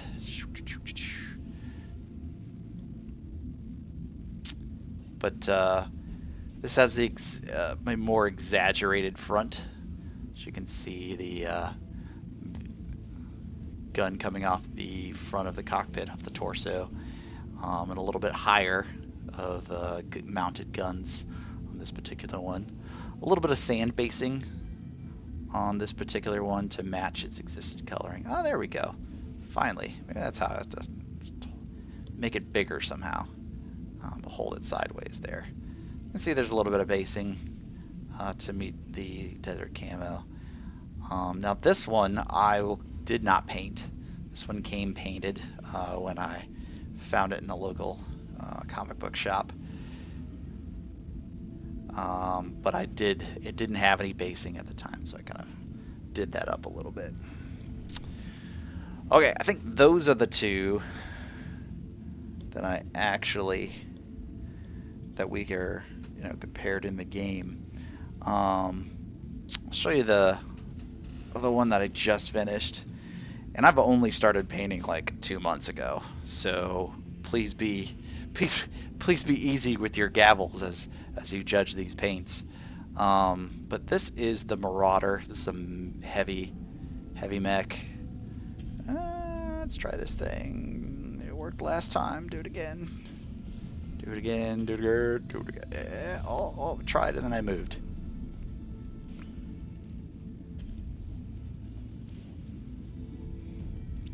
Nope. Again, I don't try to do a lot of face cam, so this is more of a just happens to happen. If I do this, it provides a little bit more. Haha! Science. Alright, so this is the Marauder.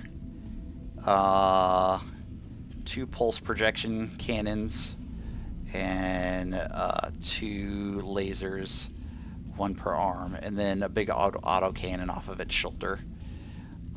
This particular one, as I try to move my hand around appropriately again, this particular one I went for a tiger striped kind of camo to go along with it.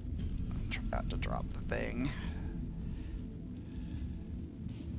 which is difficult to see when it doesn't go in focus. Let's try it this way. But it's a little bit easier to see on the legs what that tiger striping camo is. And so this is the first time I've tried to mix essentially 2 paint types.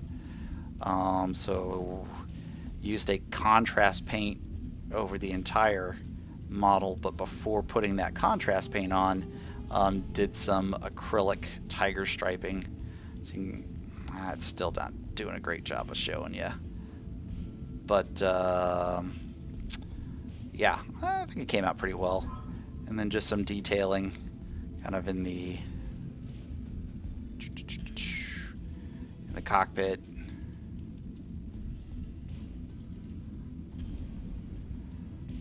Yeah, I could probably do a better job because I have better cameras. They're just not USB hookup cameras, so it would have to be something I have to, I don't know, firewire it over or something. All right. That being said, Shadion, if you're still around, we can pick a mech to mess around with. Send it out in the field. Yep. All right. What you thinking? Which one of our set here you might want to mess around with and point me to glory, a place of glory? Because we'll have plenty of parts, like plenty of parts.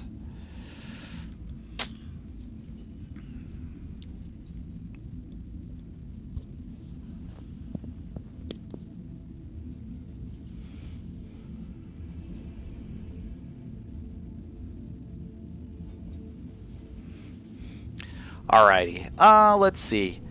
Let's look at our Vindi here.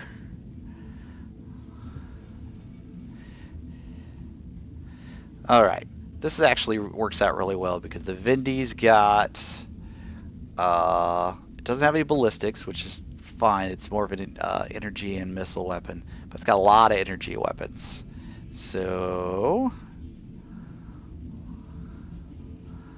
let's hop in here. So right now, it's got this huge, giant pulse projection cannon just blasting the crap out of anything it can possibly see.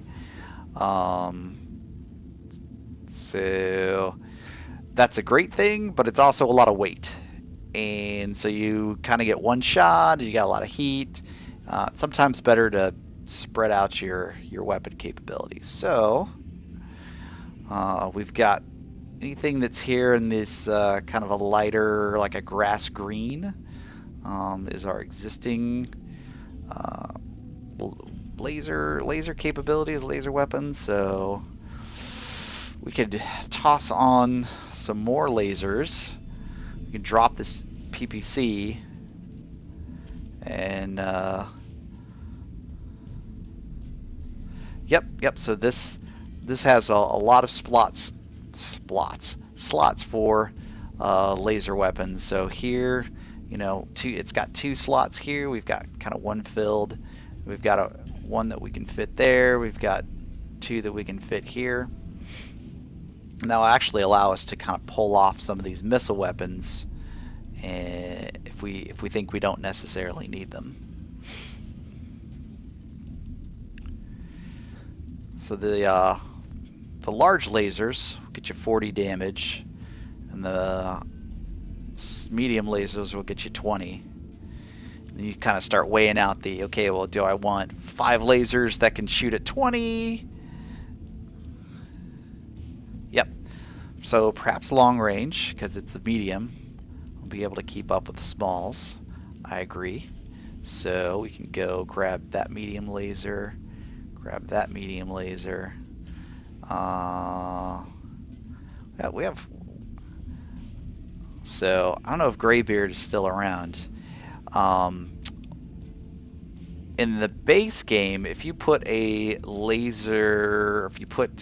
weapon on the arms, because they have a little bit more, what's the word I'm looking for? Not flexibility, but they have a little bit more, turn my webcam off here.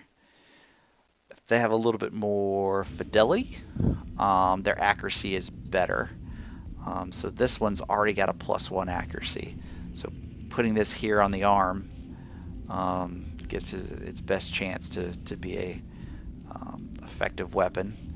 And then we can fill up the rest of that arm with a medium, just to fill that up. And then we'll have a spot for another medium laser, so we can put that one.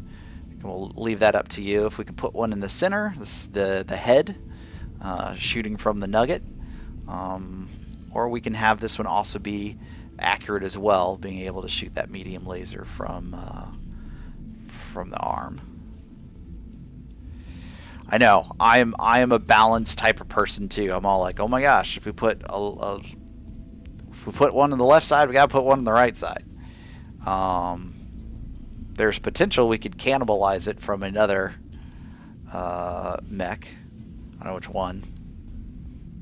I don't think the Wolverine had one. We can also buy one. Let's look at that real quick.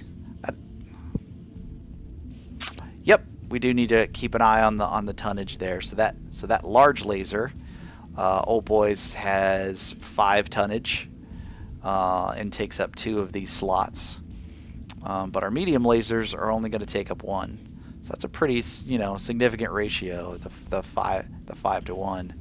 So we're sitting right here. If we needed to, we could go big, and we could shave off some armor if we thought that was worthwhile. Yeah, no, we're the high end. We're locked in with the 45, but I mean, if we wanted to get crazy with it, we could strip down to just half the armor on the front, like a quarter armor on the back, and that ends up kind of giving us a little bit more room to work with. These numbers don't always work well. There's a button to kind of fix them a little bit better once you get them close, to kind of balancing things out. A lot of times you risk taking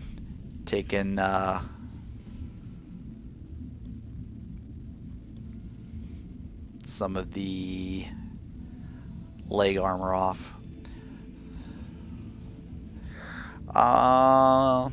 But yeah, we are working for something closer to a sniper with the larger lasers. So, I mean, honestly, we may even consider just dropping the medium laser, and if there's a large laser in a store, we can stay with those. We'll definitely drop the small laser if we're doing a sniper build, because that does basically nothing for us.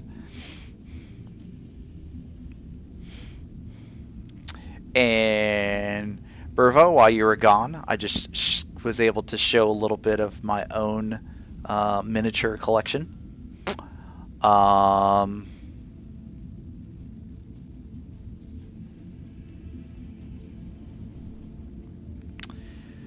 Yep, showed two of the mechs that we had here in game, what they look like, and the miniatures that I have, and then another one that I just finished up painting. And now we're working on a sniper build for this Vindicator here. So yeah, maybe do call shots in body might work well. Yep, some called shots. So that being the case, we'll probably want to might want to keep the long range missiles then, if it's going to be a sniper, be working from a distance. Wouldn't make sense to have any short range missiles. But the unfortunate thing about this is, in the base game you have a store button where you just click here and you can immediately go to the store.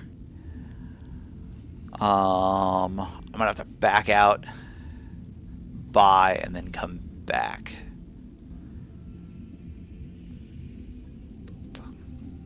Alright. Store.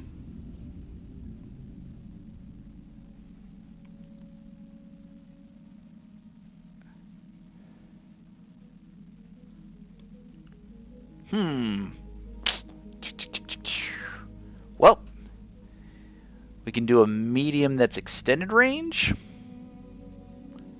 but no other long range or large lasers.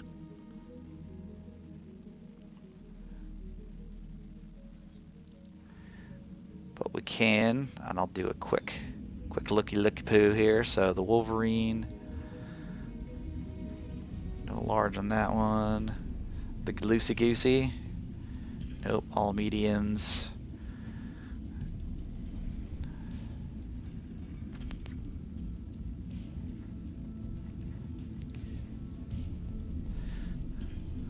Nope, sadly, it looks like we're only blessed with one largy one.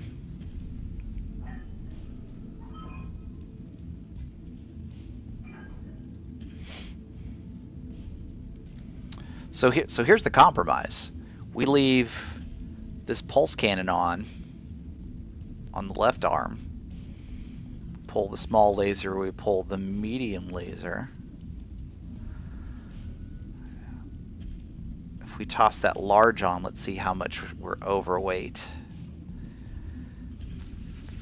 3.5 tons overweight.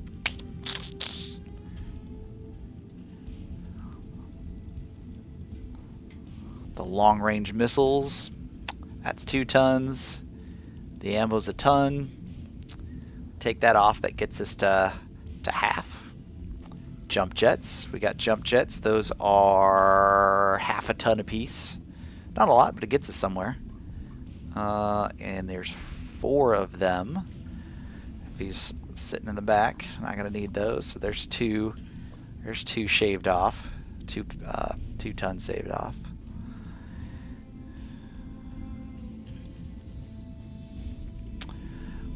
Let's look at heat efficiency. So the heat efficiency is 64 heat. If we do an alpha strike, so if we shoot the laser and the PPC, we will still sink all of that heat in one go. So we could probably shave off a little bit of these jump jets or heat sinks as well. And some quick math in public tells me we could probably dump like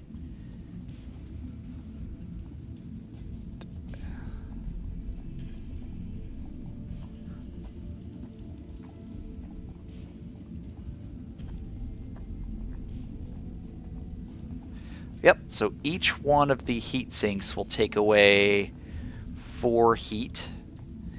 And so our PPC here will do 25 heat on a shot.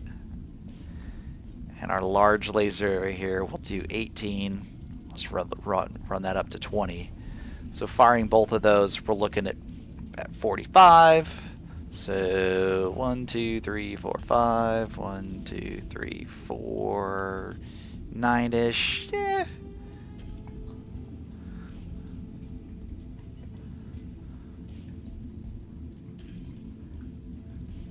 Yeah, so that's a bit of a zero balance.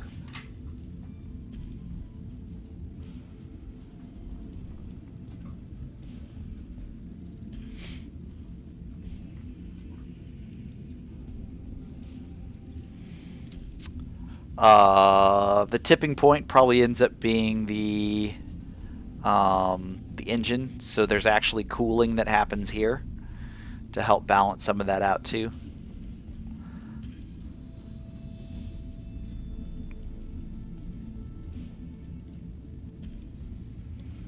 Yep, so I'm good with that. I'm gonna hit the max armor button and see if it balances it out in a smart way at all. Nope, sure doesn't. I think I have to do shift. Control? There we go. Control. I knew one of those would kind of shave off. Yeah, and that's actually that's not bad at all if we look at kind of the durability here. It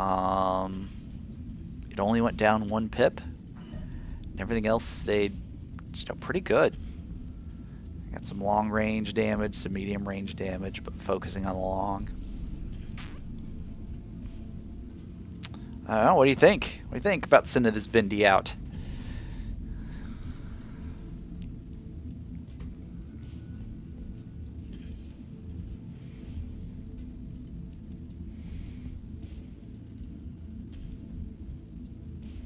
Just looking to see if there's any other fun things to toss on here.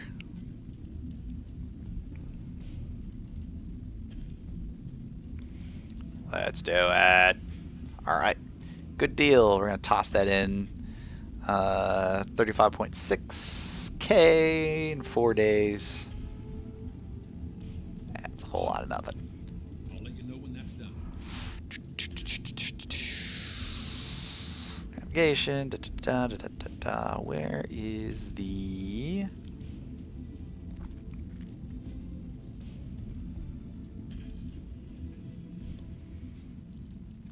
Here we go. Hiring hall.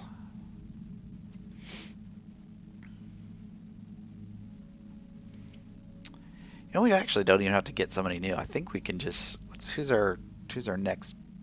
We'll just edit.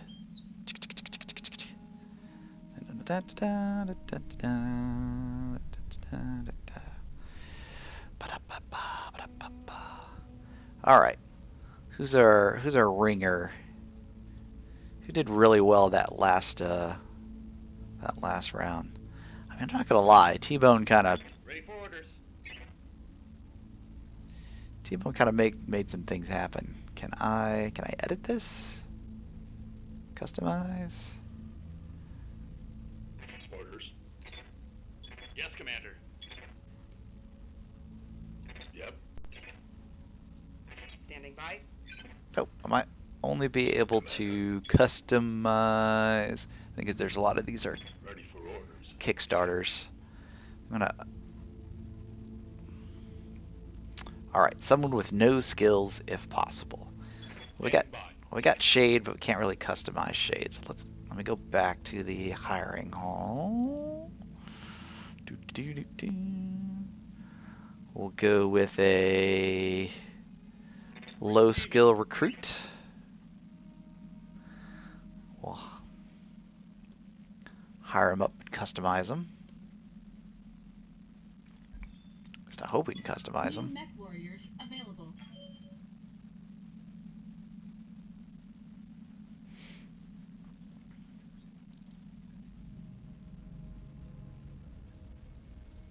Order. There we go. All right.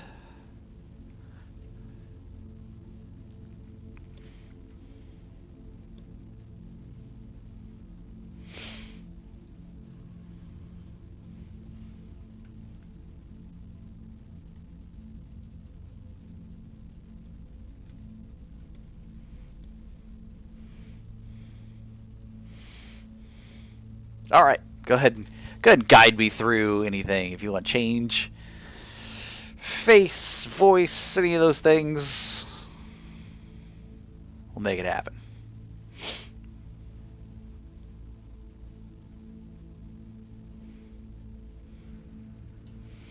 Pale skin, long hair. Got it.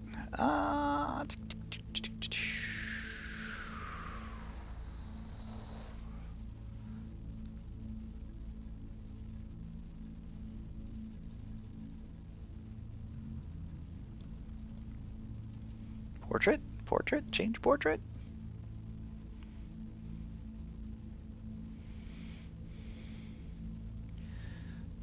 Oh, hey, thank you. Thank you very much. Yeah, you were numero 10. My Spanish is terrible, but yeah. Where are skin colors?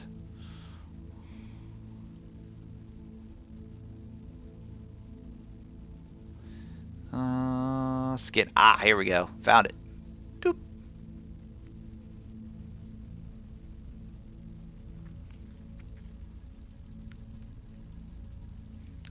Find the palest of pale.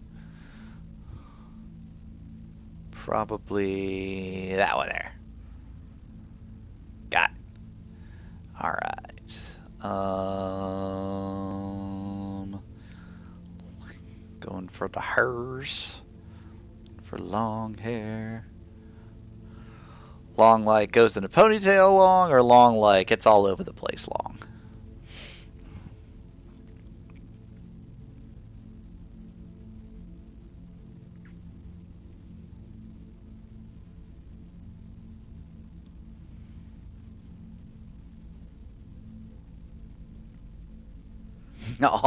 all over the place. Got it. This one's not too bad then. Yeah.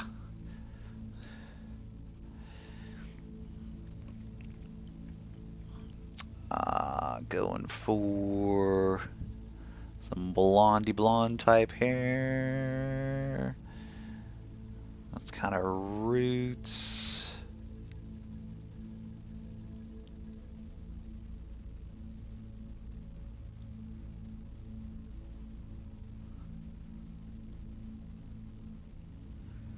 Is there any lighter than that? No, that might be it. Maybe I'll make the roots a little darker then. Nope, that doesn't work out at all.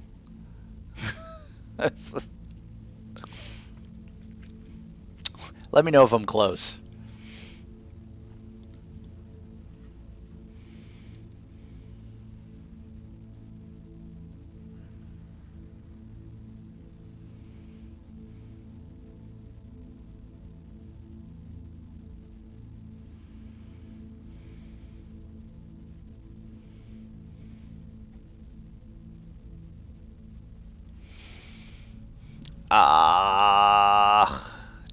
Let's try having some different hairstyles. Maybe, yeah.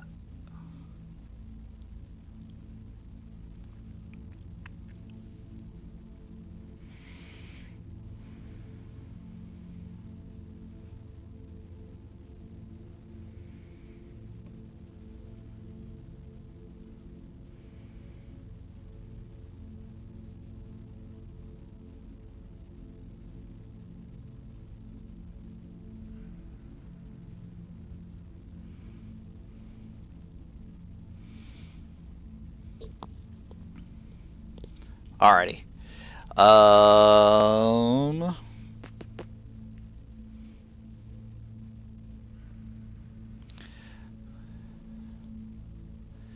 Any preference between hairstyle 9 or hairstyle 11?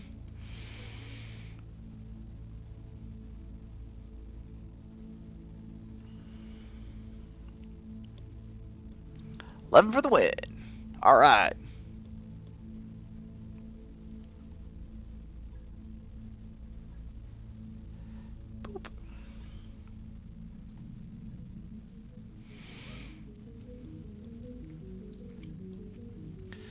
Alright, we will do a straight up battle with some, we'll toss some vehicles in here. As we negotiate, we're going to look for probably the most salvage that we could get. We are going to lose a little bit of rep with the Federated Suns. My old,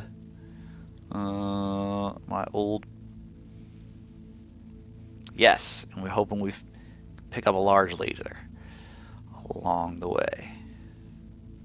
Oh, I almost forgot.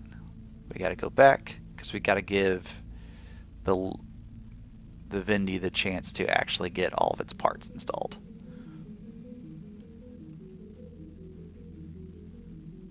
I wrapped up that job you asked for, Commander.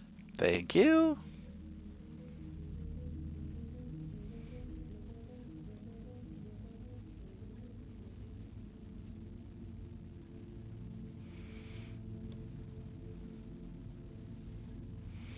Alright, so Wolverine will drop out for the Vindy, and we'll put Shideon in there.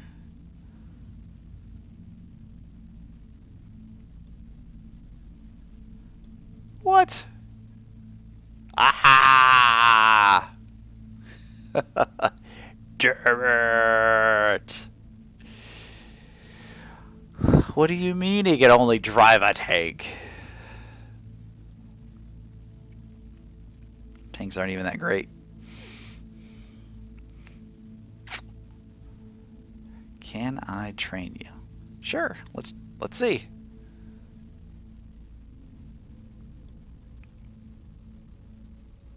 Good to go.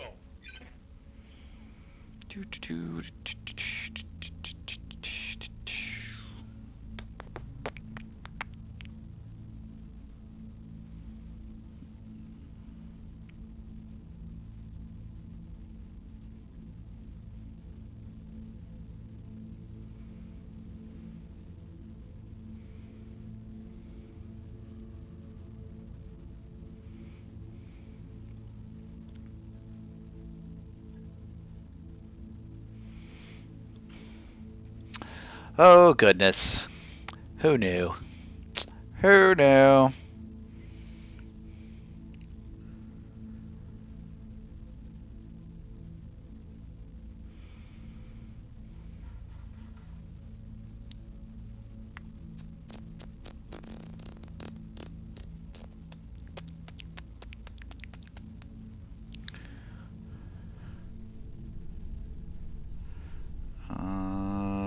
Training modules. Nope. It'll be a long way for us to get training modules set up. Alright.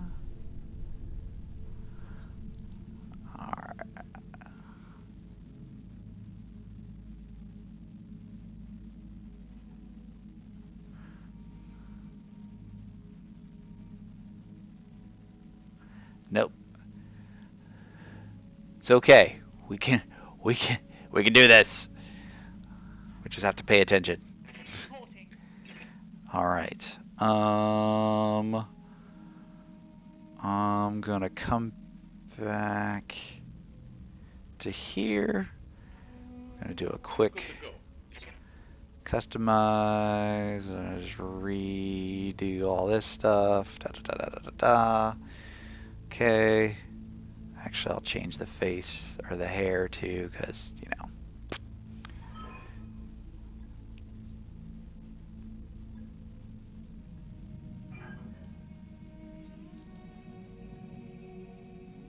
Orders. New mech warriors available. Yes, Commander. Okay.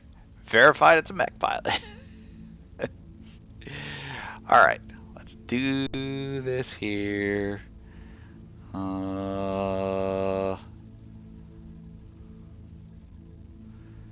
It's like Rizzo. Yep. And zoop, some lighting there. Okay.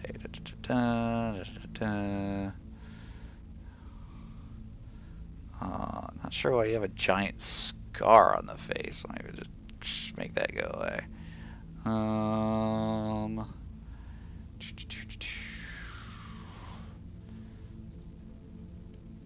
da. Did that thing. We did something like that. We did a little of that action. Is there a is there a lips? Like some very thick lippage right there.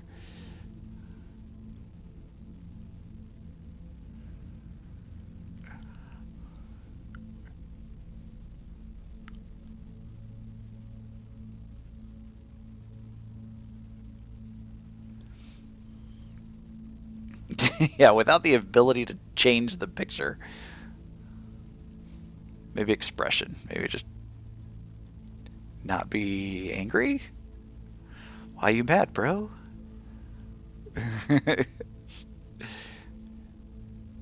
Yeah. There we go. Whew. Nope, not done. Not done, not done. Gotta reset all this stuff. Doot.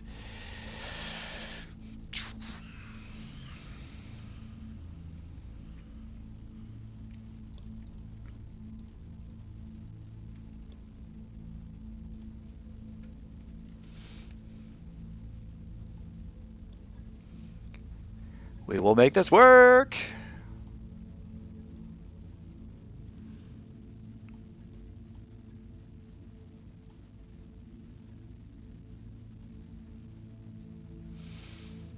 Alright. Stinger out. Shotty on your end. Pull out the Wolverine. And drop in the Bendy. Okay. Ugh. Okay, so we're sitting at a 1 there. I want pull out Locust and the Flea. Let's move the Strider over, pull that in. I'm gonna try this Badger. We'll take our other person, Barnacle, that we were originally made, and let's see what this Mongoose does for us. So T-Bone and Ether go along with you. We've got the tank for funsies. Alright, let's do this.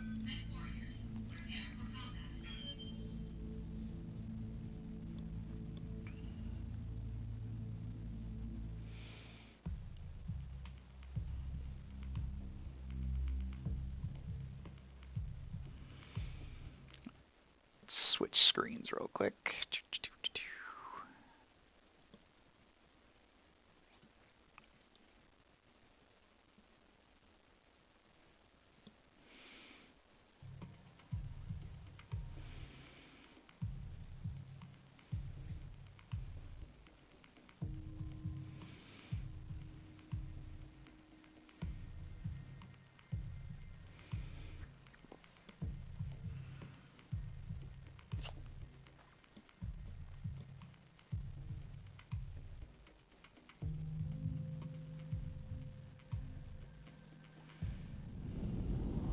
Command interface initiated.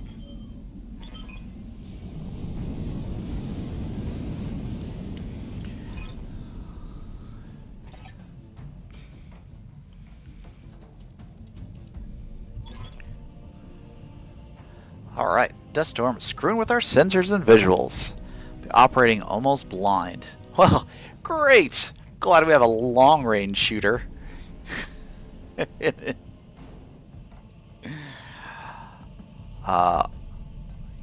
Clearly a much brighter, much different environment out here in Sandland. But yeah, let's meet it. Let's meet the enemy.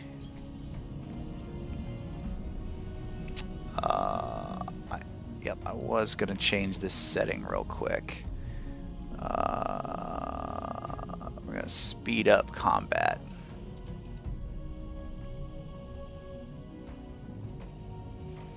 We'll move a little bit more. So that gets us a 6. kind of okay with because we might park the vehicle up here. Coordinates received. Acknowledged.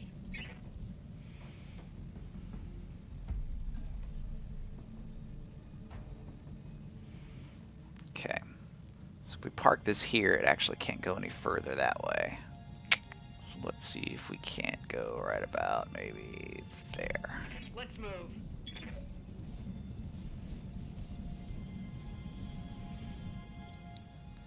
Okay, we got a couple blips on the radar here. Unknown, unknown. Let's reserve. Let's see if they move first. Holding for the right opportunity. I'm picking up a new sensor trace. Looks like enemy reinforcements.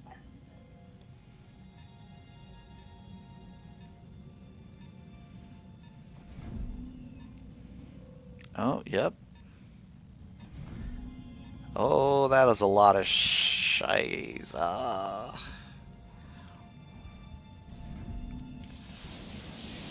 And they're already firing.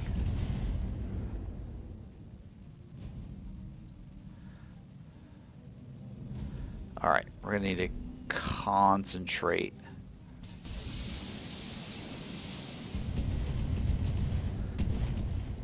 Concentrate some of our fire. Come on. Send me a real mech warrior.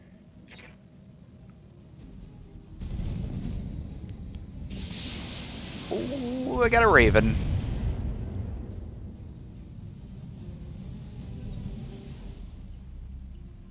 Okay. Looks like we get to play now. So this is a Raven. Ravens are electronic countermeasures. This one actually does some tagging.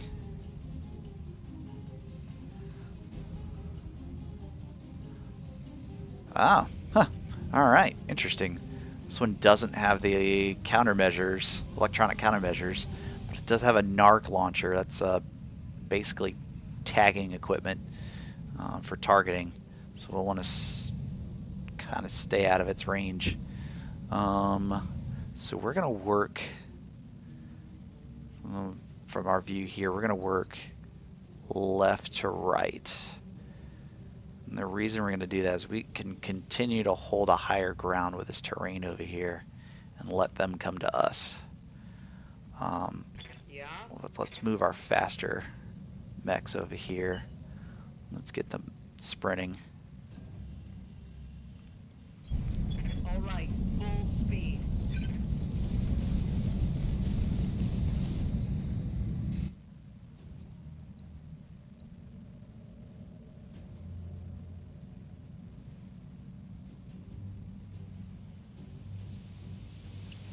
This is a kind of hard to read sandstorm, a savanna. They're not that great. Yeah, they just got one laser on top of them. It's pretty easy kill, not a big threat.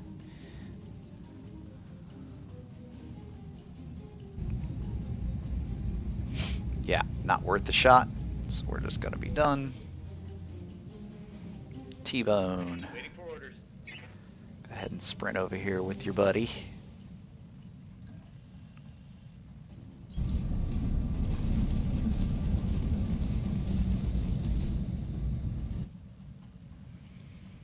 I can take a look at what we got over here. We have an Owens, short, stocky little guy, and Pegasus. Nothing significant there. Maybe the two short-range missiles. There's a lot of armor on that Pegasus. Gosh dang, the little Owens is running a tag. System 2. With some medium-range missiles. All right. Well, let's focus on these cats.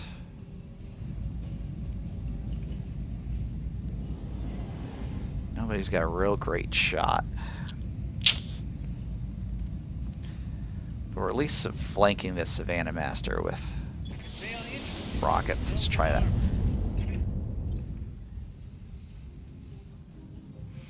Yeah? What can I do you for? Alright.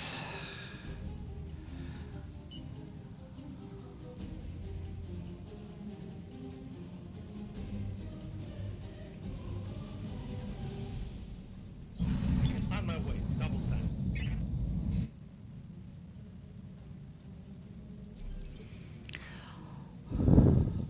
Alright. Right here. Now we got you. So with those long-range missiles, you can see we got some arcs that we can take some shots at. So we got a lot more options, which means we're gonna kind of keep you back behind this ridge, which means our evasion doesn't have to be too high. I'll start seeing what some of these shots are. Oh, geez, they're actually terrible numbers.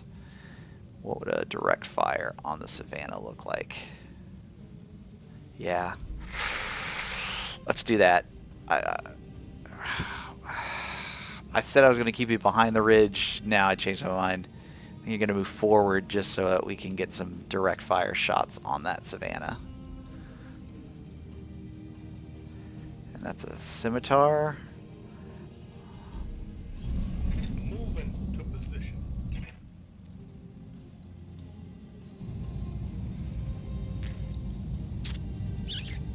Alrighty, here we go. Steady on the trigger. Get fired.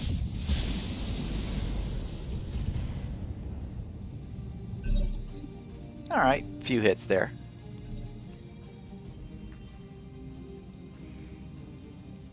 What do you need? Okay, so ether. Kind of have her stay in the 6, which probably constant. Gosh dang it, none of these shots are great at all.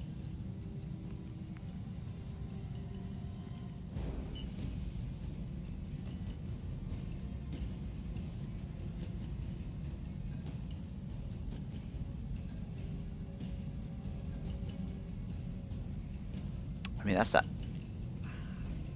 It's bad, but it's not as bad. Confirmed.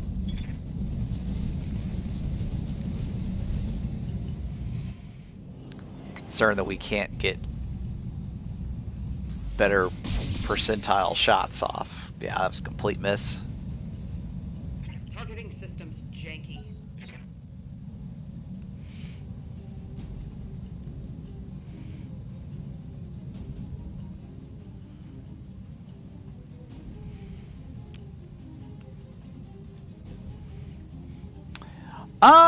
I'm gonna say it's gonna work out in probably 2 to 3 rounds. Because right now we're not wedging in close enough, and that's just because it has to do with the sand. I think we didn't have the sand environment to deal with, but wouldn't be so bad.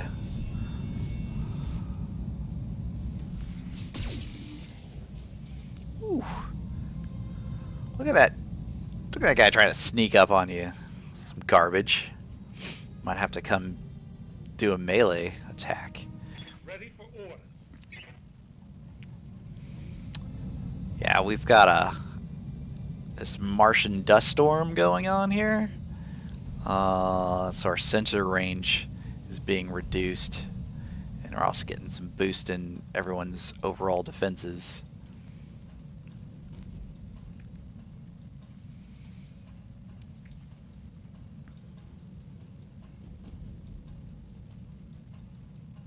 No follow the mech's design by any means. Gosh, Badger. Kind of hit sweet. Gosh, oh, brutal. Okay, so we're looking for low evasion numbers. 5's probably about the best that we've got. We're kind of just picking away at a lot of these things.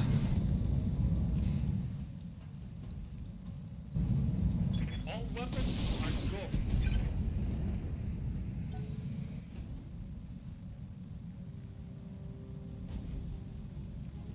Meh. Been sensor locked.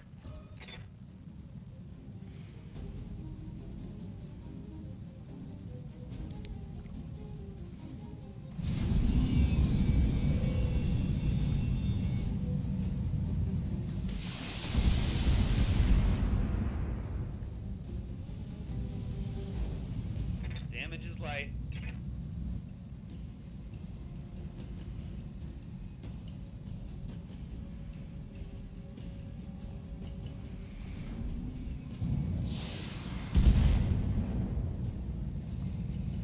That shot went internal.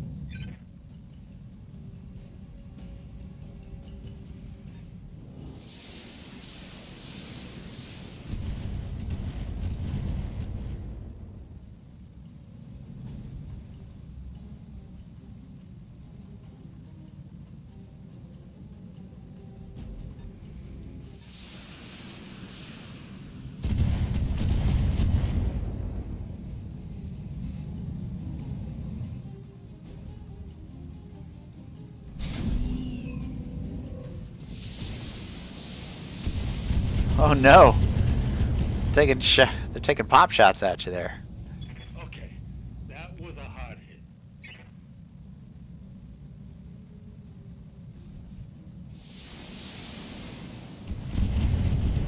Oh no! More shots at you, Critical hit. Shadian. Critical hit. Oh my gosh. Alright. Receiving you. Let's see if we can get you the opportunity to mess this guy up.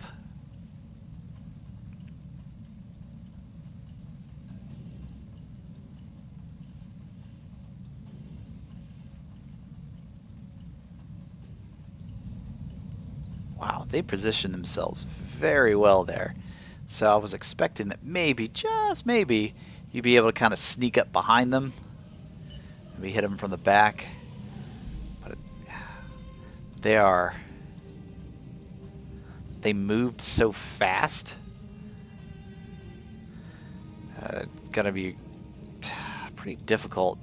You're going to be able to hit them with a large laser, but everything else is super low percentage, which almost makes it not even worth dealing with them and just kind of continue to move on to hit some of these other targets that are out here.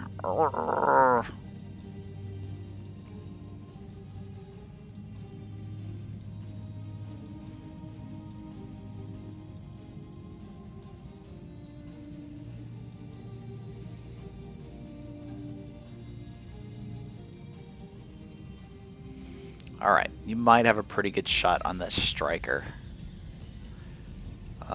46 and 52%.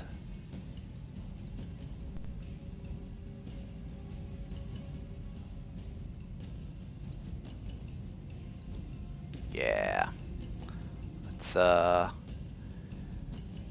gotta be careful too, because we don't want this to sneak up behind you. Alright.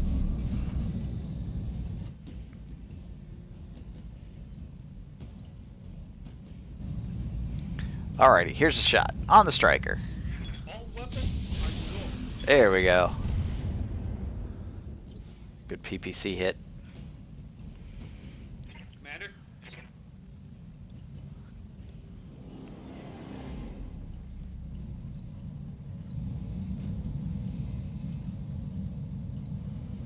Okay, 6, 4.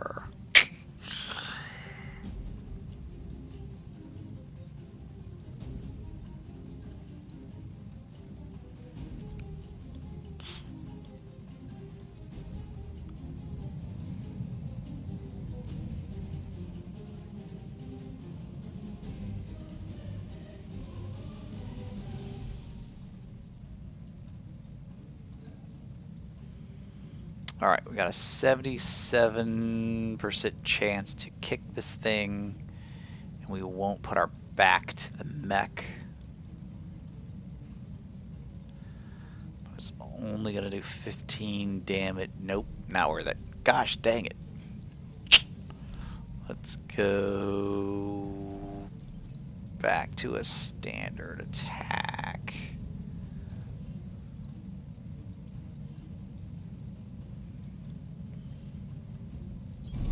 I'm walking here.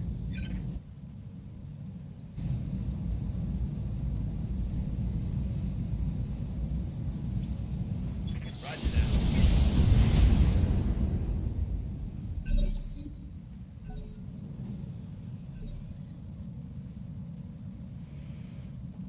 Yep. Alright. Come on, Ether. Gotta make things happen. Let's see if you've got... Yeah, good kick opportunity against...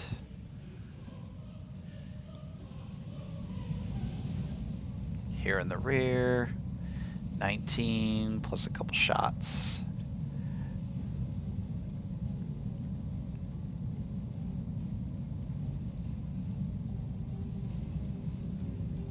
Why is this a punch and not a kick?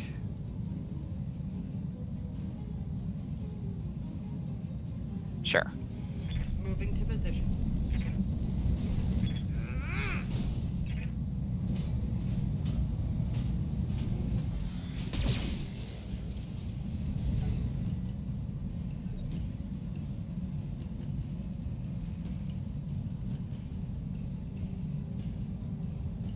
Commander. Okay, come on, Badger.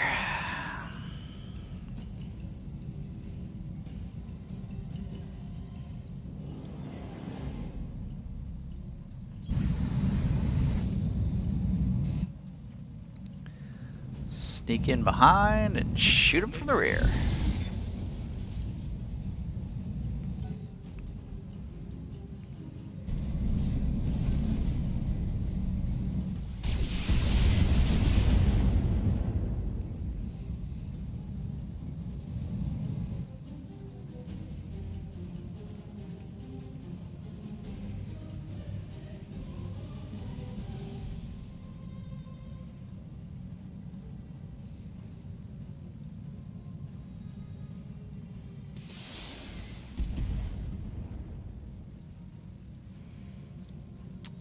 Alright, so we're gonna miss.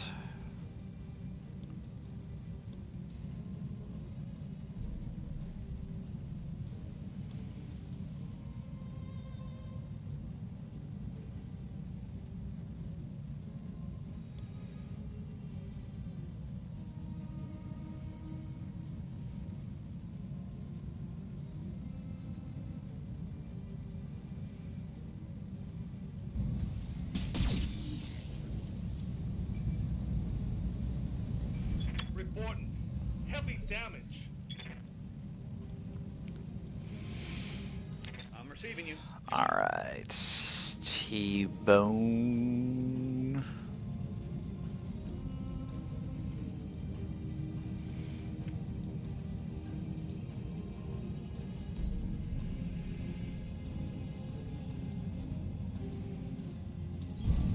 Rolling. Roll into this Pegasus right quick.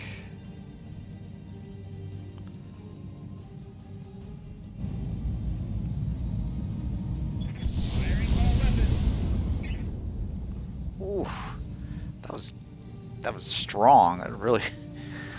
Arrgh.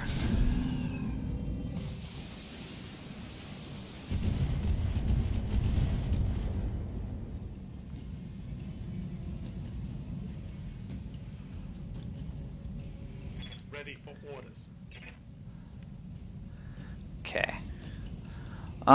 Let's see. I need you to continue to help out the pack while still using your long-range capabilities.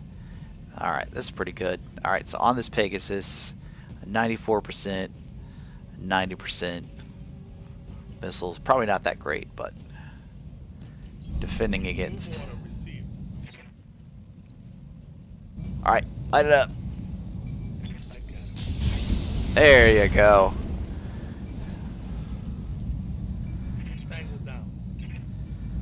Good job, Shideon.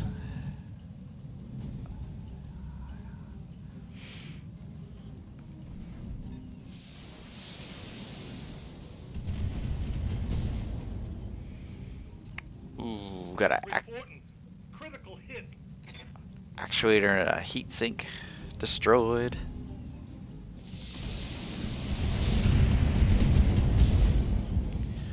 Ooh, more heat sink, more actuators. So good. So those actuators are gonna slow us down a bit. Oh man, they're really after you now. Okay, not good. What do you need? I need you to see if you can flank the crap out of this guy. On it.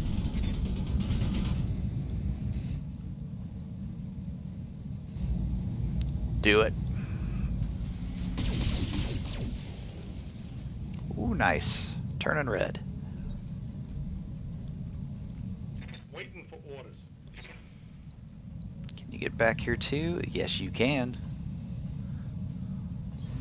Coordinates received. Okay. Ah, Target's taking a critical hit.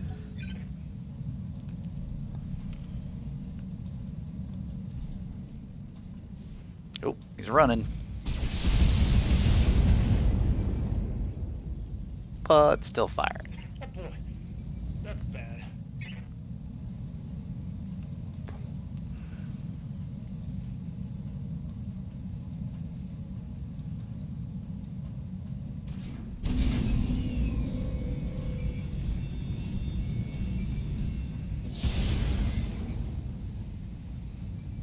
I'm taking internal damage. Okay, you're a little stressed, but Commander.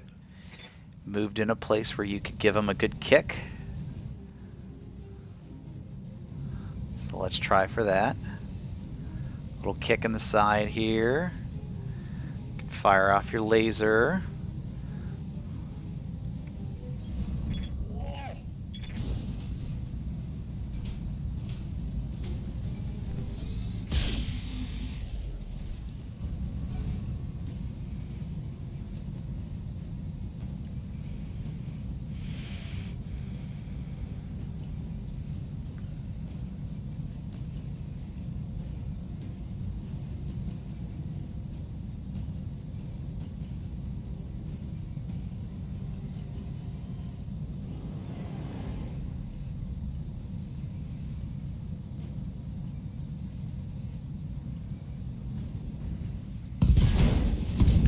Ooh, not good. One of my weapons got blown off.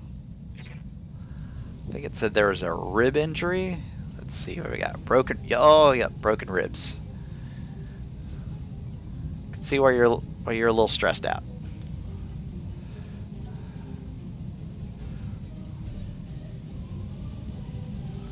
Ready for orders.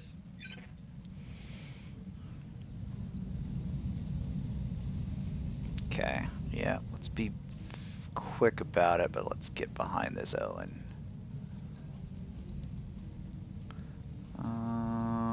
There we go.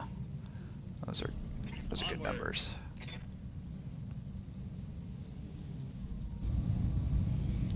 In the rear. Farewell, sweet prince. All right. Took the engine out.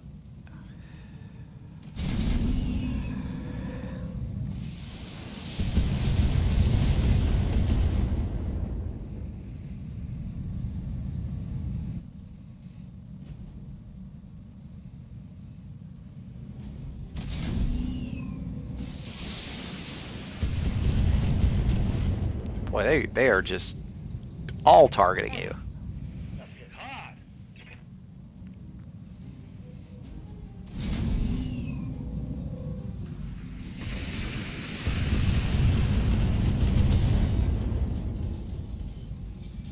Damage. Critical. Okay.